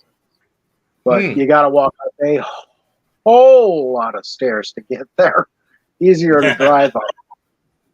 But you walk in, and there's this big rotunda with the frescoes of George Washington and various other people, laying cornerstones and various Masonic things. Big statue of George Washington, and it's just amazing. And then you go to the various floors on the elevator, and the building kind of, it's not straight up and down. It's kind of angled inward. And the elevators actually follow those angles rather than going straight up and down. And it's a little weird feeling on them. But again, really great artifacts in there. And, I got to actually put my hand on George Washington's field desk from the Revolution. Nice. A lot of great stuff in there. And I believe they have they have the death clock, which when George Washington died, his doctor cut the mechanism at exactly the moment he died. And so that clock has not been moved, the hands on it, in over 200 years.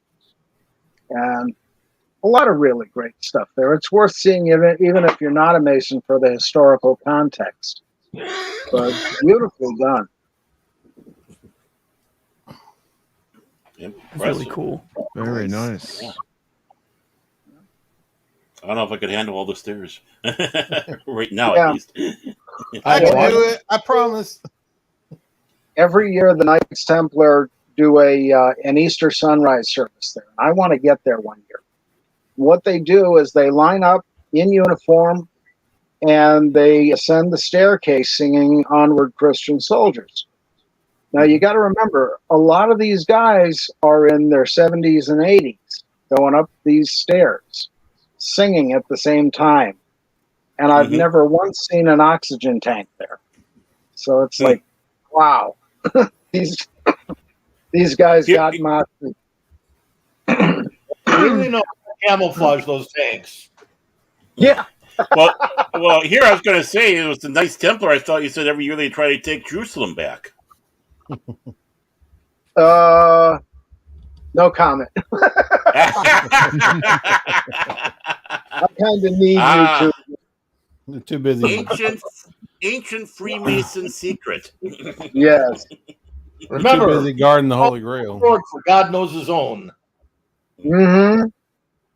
But of course, for those who don't know, I was just installed as worshipful master of my lodge. I'm the fifth man in the history of my family to be master of that lodge.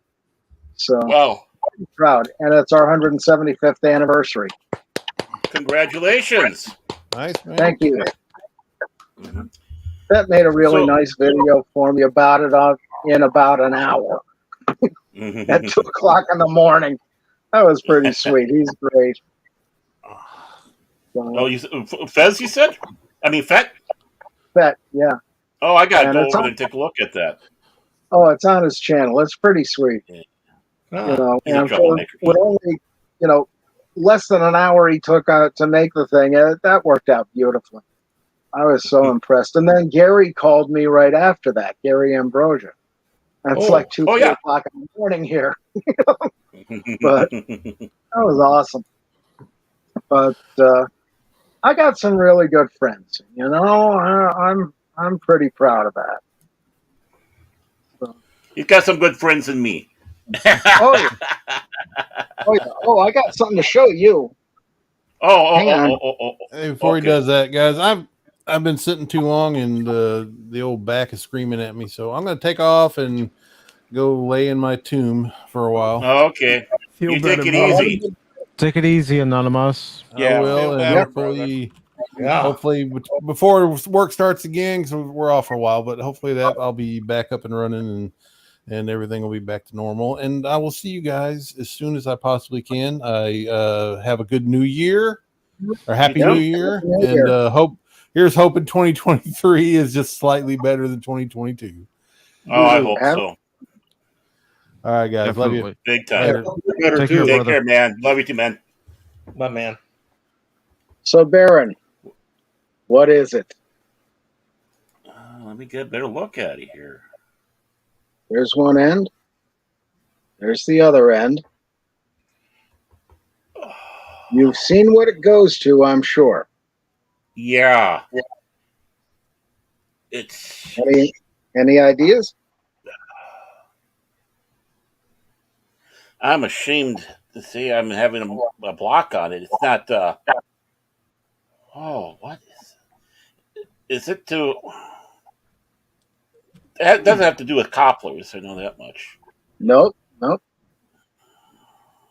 Oh, Jiminy crickets! What's the opposite of push? Pole. What's the opposite of woman? Man. Pullman. Close. You're in the right church, but what do it do in the Pullman? Twist it.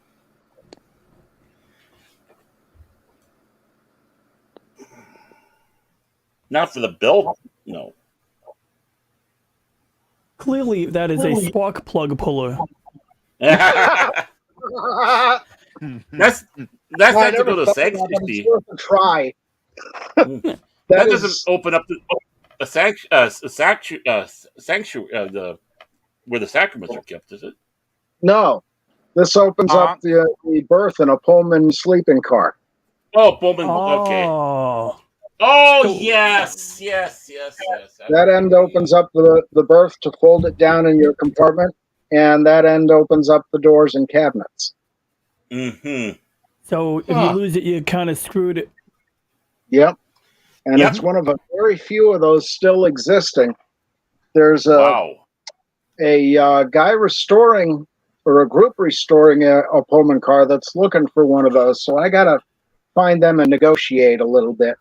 Mm-hmm. That's been in the family for some time. I believe that came off the Lehigh Valley Railroad. I'm surprised people aren't trying to make, engineer their own, Oh, some do. But it's better when you have the real thing with the real specs. Oh, yeah. Definitely. And a whole lot easier. Yeah. So there's that. And, yeah. And, of course, you've seen these. Excuse me. Lost the key. Are you the key master? Well, I am a locksmith. Oh, wow. You see these all over the place. Yeah. Old railroad locks. Mm-hmm. Notice the keyway isn't a keyway. No. Big old circle. That is the key. And all it is basically is a bolt with a triangular head onto it. And you just untwist that. Yep. Comes unlocked. And you used to find these on switch boxes and MOW sheds and all kinds of stuff. Mm-hmm. Cheap and easy way to do it from Rackham was the manufacturer. Very cool. Yeah, I remember seeing those in action. Okay. Yeah. Yeah, there's a few places where they still use them. But Marty, what's that? Ooh, red globe. Yep. That looks like an Ad Lake lantern from, I would say, a caboose. It's got the taller globe. And wow. That is cool. Does it say Ad Lake on the top? 1800s. What's that? It's from the 1800s. Yeah, very nice. It was my grandfather's. Oh, awesome. Father, and then to me. Beautiful. Does that run on oil or kerosene? Yeah, it's a kerosene. Yeah. You got a complex way of filling this thing up. I can imagine. But here's your adjustment screw right here. Mm-hmm. Yep. and you can still get wicks for those. Hey, old man. It's a genuine bead. Wow. Yeah. Hey, old man. You know, when the pulse comes, we might have to come to your house. You'll have the only light. You'd be amazed at what we can do for light. Oh yeah. I have flint and steel, and you have to know how to use it. Yeah. I have char cloth to work to get it going, because it works better than using little tinder. Oh yeah. Yeah. I also know how to make char cloth. Awesome. I'm And of course, a neat source of tinder is a pencil sharpener. Oh yeah. You get the wood off the pencil, works great. Oh yeah. Yep. Oh, yeah. I'm starting to. But it's a little hard to find a pencil sharpener in the middle of the woods. Yeah. Well.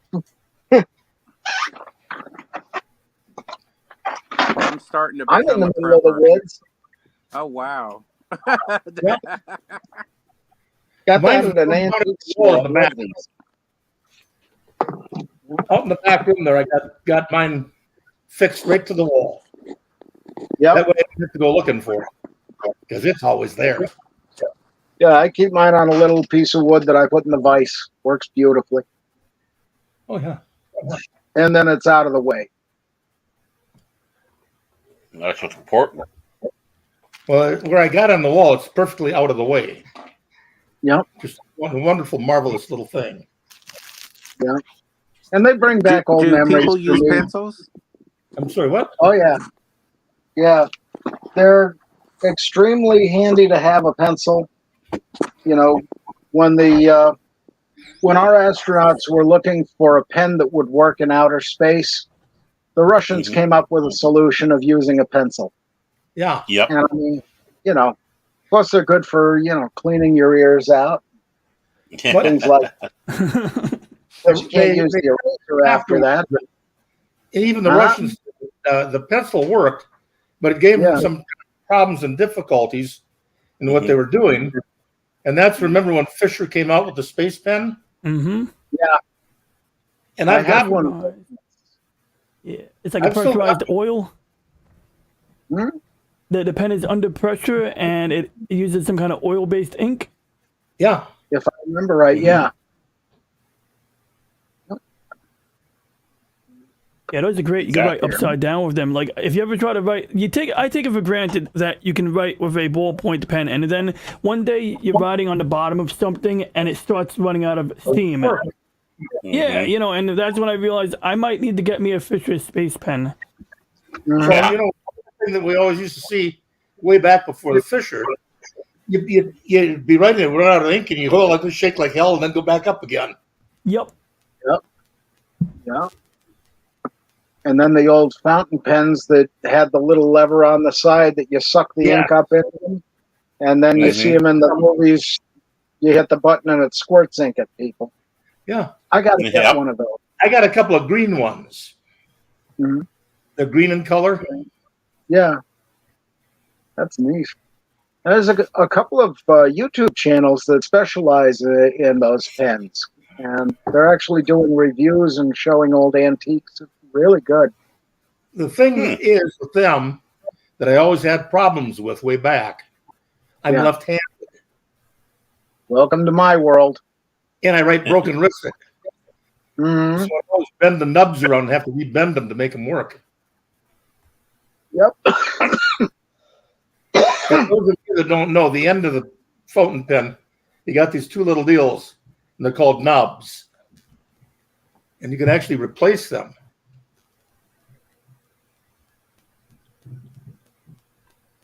The fun of the old days. It isn't the cough that carries you off, it's the coffin they carry you off in. That's true. I picked up a fountainhead pen a few years back because I thought it would be so cool, but then I came to understand why, people try not to use them. I mean, like it would dry out if you didn't use it. You know, you'd have to always have the bottle. You got to be careful not to spill the bottle. And maybe I just didn't know what I was doing, but I kind of like it was fun once in a while, you know, but not something to use and not really something to use every day. And I used to use it at work, so if I handed the fountainhead to a customer, forget it. Like they might press too hard on it or something, you know, and I can't blame them because this is just some bizarre pen. Mm-hmm. Yeah, you get either nothing or you get smudgy stains. Mm-hmm. And then, of course, you're right broken wristed to keep from dragging your hand through the ink. Yep. Yep. That's why they should have taught us to write from right to left.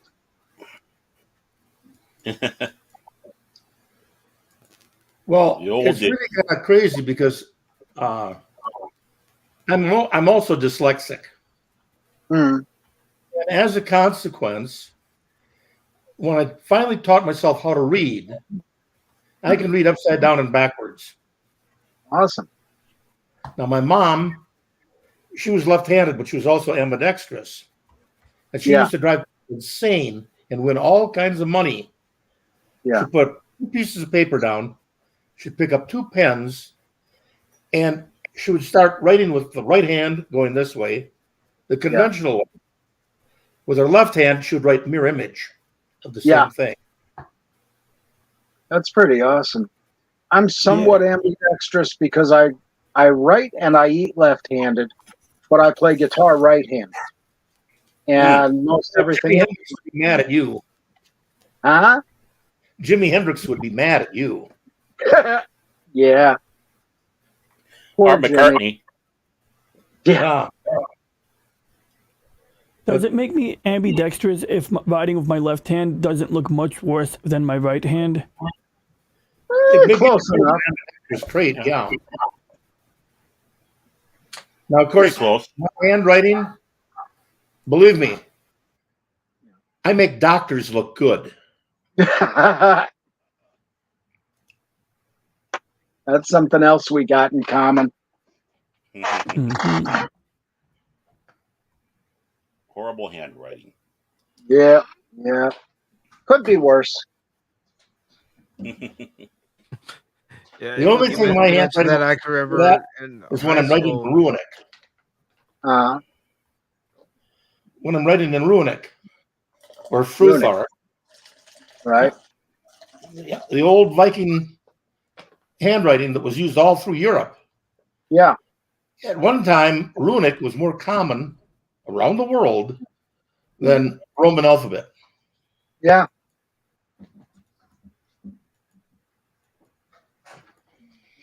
I got somebody I'm in contact with that's Hungarian, and they're bragging to me about all this Runic writing that they got all over the place.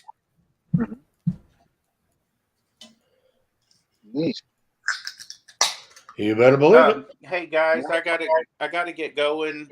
But Okay. I want to thank Mike and Baron, and nice to see everyone again. And this stream made my night. Thank you for having me. Glad to hear that. Anytime, Thanks Gab. for coming. Good to see you, Gab. All right, y'all have a good New Year's. You too. Thank you. Real quick, before you go, if you're available Saturday night, I'm going to have the stream at 11 p.m. Eastern to ring in the new year, if you're available. Okay, cool. Thanks, Mike. All right, guys. Well, see you soon. Yep. Happy New Year. Happy New Year, Gap. Bye. What do you have? Was a spaceship?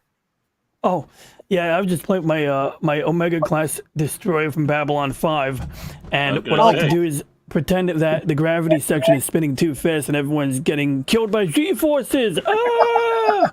How can you do that to John Sheridan? I can't do a John Sheridan. I really can't. I tried. But I mean, I can't do an impersonation. But no, John Sheridan, he was actually flying a Star Fury at the time because, you know, he's one of those captains who violates regulations. So that's the Agamemnon. Yeah, actually it is. I think, yeah, this is the Aggie. That's what it said when I downloaded it. It don't have a big letter A on it. You know what's really cool though? The site where I downloaded this from, they sell a much larger version, like a humongous one where you have to print it out in sections. And so like each of these, for example, you have like a large flat rectangular panel, you know, that's this big, and you have different pieces, and you literally screw it and bolt it together. And when it's done, it's like a meter long. And one of these days I want to print it, but let's be real, like it's huge. You got to store it. And number two, it would be a lengthy 3D print. I mean, 3D printers don't take 5 minutes to print. It's not like inkjet printing. It's like, a while. you know, you take 12 hours here. Yeah. So, Is you that know, in but that's, plastic or aluminum? oh my goodness. So actually people did figure out how to do metallic stuff. If you print a mold, there is a way to, I mean, there's a way to print a mold and then pour molten metal in it, although that's a little bit out of my league. Yeah, I know you there gotta is an aluminum 3D, and it costs a bit of money, but it's out there. And they're getting better. Look, they got like different processes. They had industrial ones for a little longer, and some of them will use like almost like a dust where it uses a laser to pretty much melt the particles together. They're coming a little more commonplace. One interesting development is off 3D printers where you can swap out the nozzle or the head and replace it with something comparable to a CNC. It's not as good as like a big CNC, but it will, you know, whittle away at metal or wood or solid objects. And the other type would be, what was it?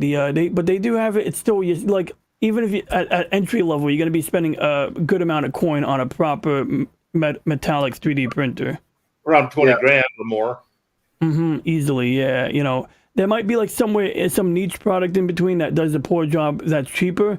But then another weird thing I found out, even if you can obtain like, for example, the resin of 3D printers and some of the metallic 3D printers, you have to have ventilation because they will emit something that you don't want to breathe in.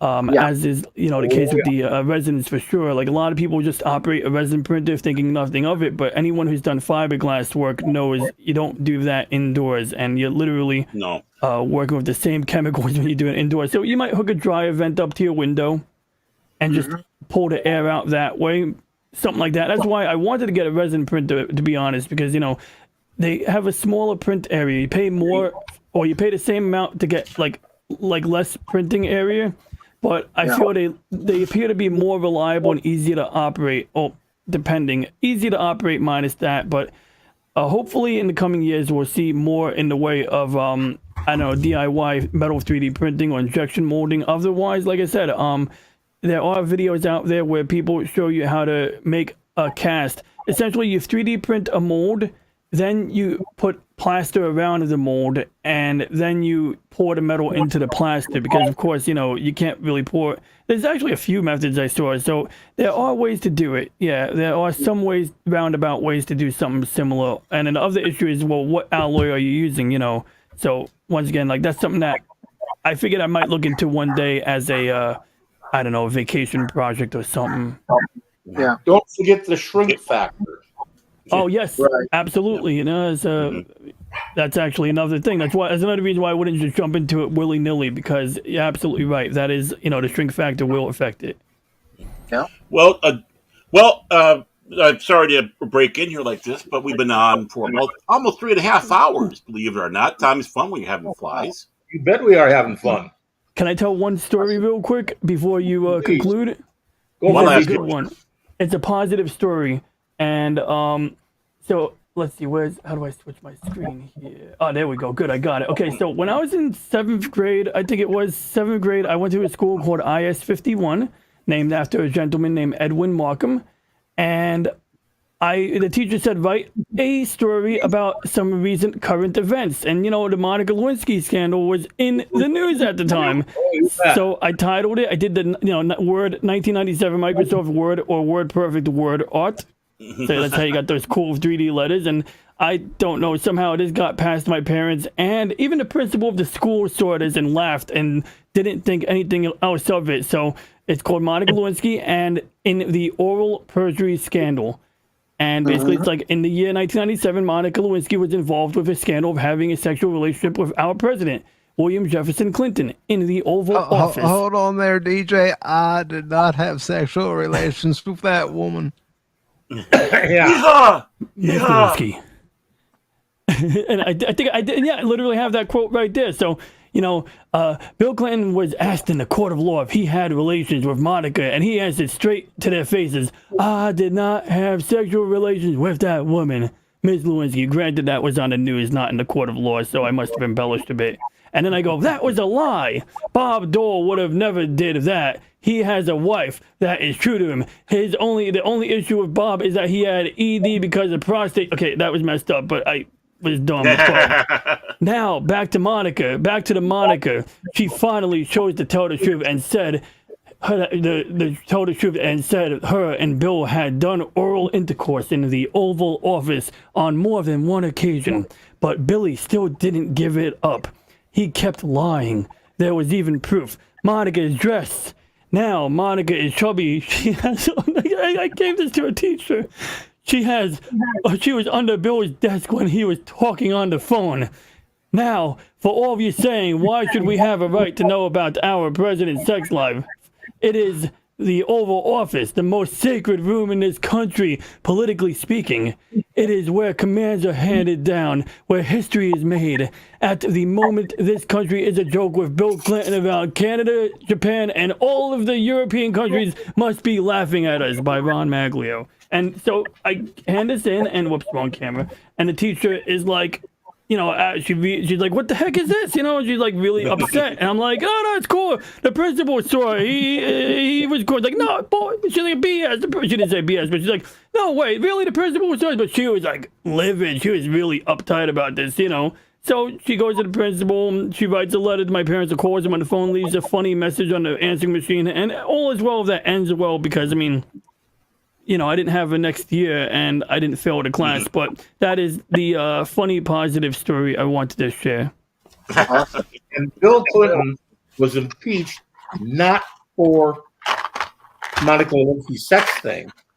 He lied under oath. Yep. Mm-hmm. And nobody in the world in the press wanted to say that. It's all about sex. Well, I ended up getting it garbage over this.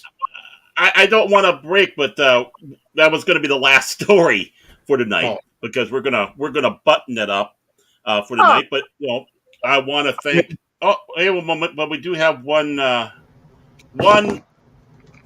straggler that came walking in here. Hey guys. Hey Paul, how you doing? Hey Paul. So funny thing, I was tired from work today, so I thought I'd go to bed early, only to find out I can't sleep. Oh. Mr. Insomniac. Oh my. Welcome to my world. We came over here to get bored to death so you could go to sleep. What? Maybe that's it. No, if anything, I decided to make use of my time and at least come on and say hey to you guys and then work on a certain secret plans that we have in store, right, Baron and Mike? Ooh. I know nothing. Colonel Hogan. I know nothing, Master Paul. I know nothing. Of course. What? I don't know what you're talking about. Is this like secret? What? It's all right. I'm talking about either.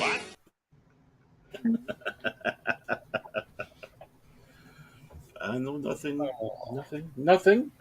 But yeah, we're just wrapping it up here, Master Paul. So you picked the perfect time to come in. But I do want to thank, of course, people that were on a panel before. We did have Mr. McCracken.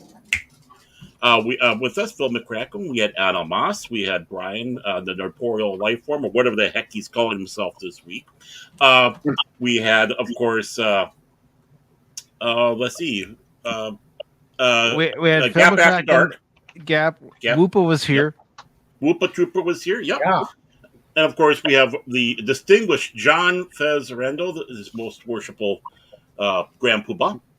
DJ Ronnie G, the old man, Master Paul straggling in. Of course, everybody that was in the Jet Sparks. We can't forget Jet Sparks. Yes. He was also don't forget him. Yep. So great.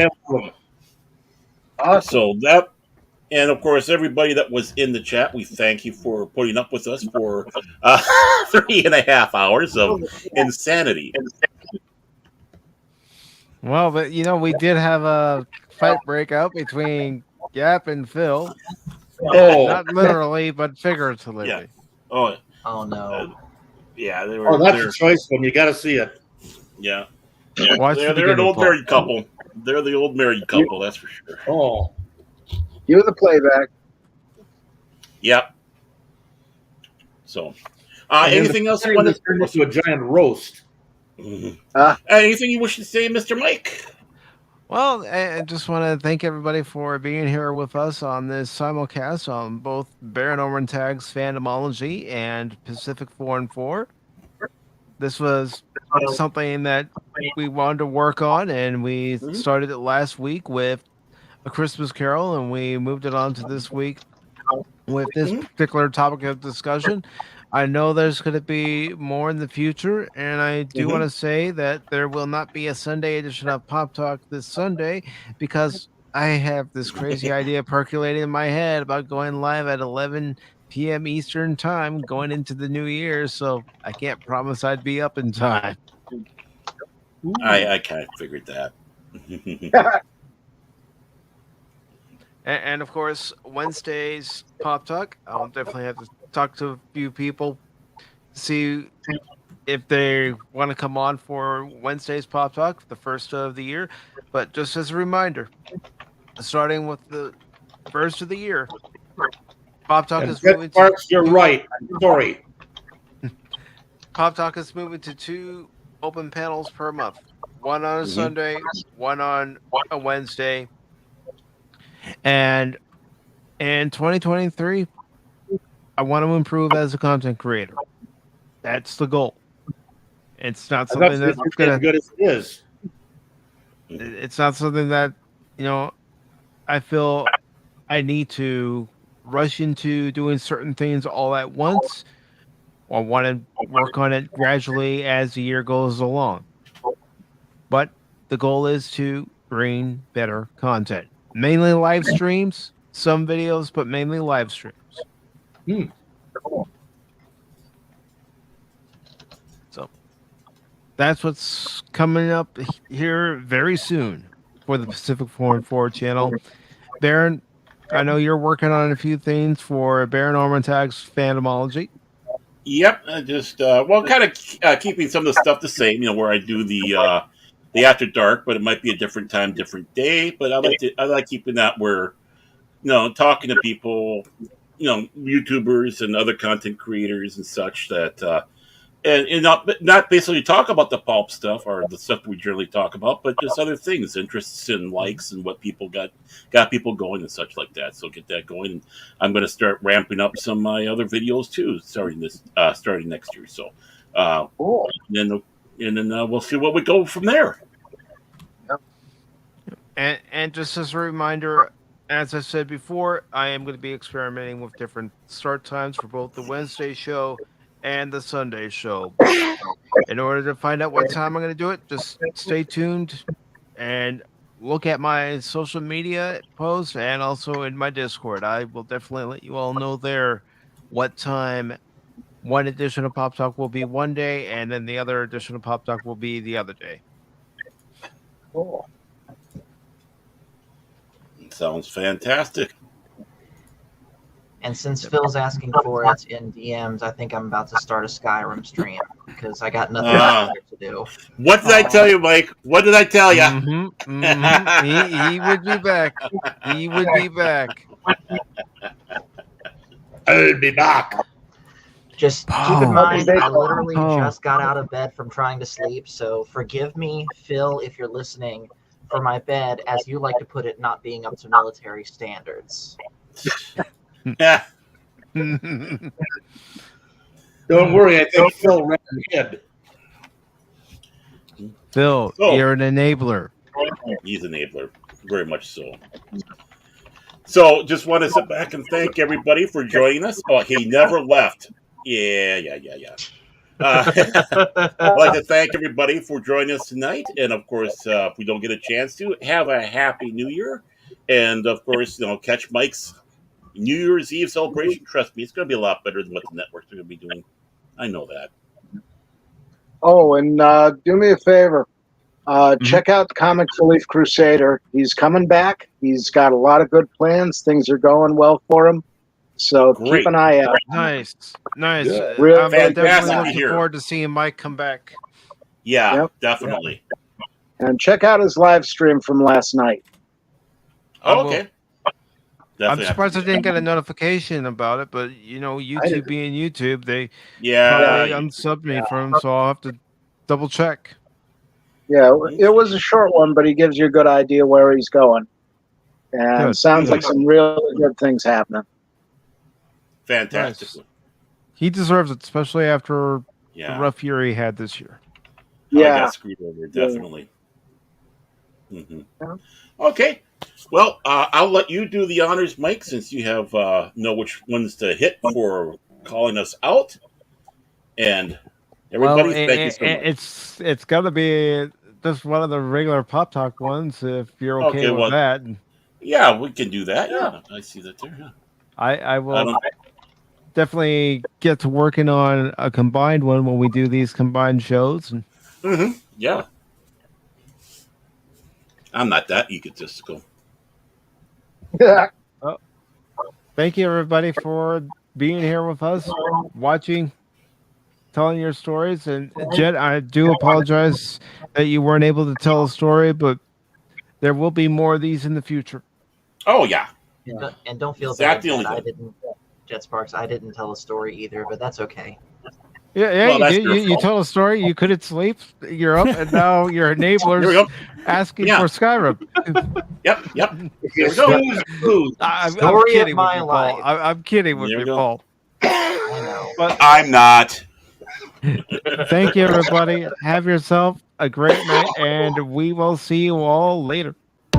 Happy New Year. Well, I think that went well, don't you? I thought it went well myself. Yeah. Are we here? Please like, share, and comment. Wow. Okay, I got a comment for you. Got a comment right here. You see this comment? You see this? Oh no, you don't, because you got this thing. No. I bet you got a comment from me. I had a comment.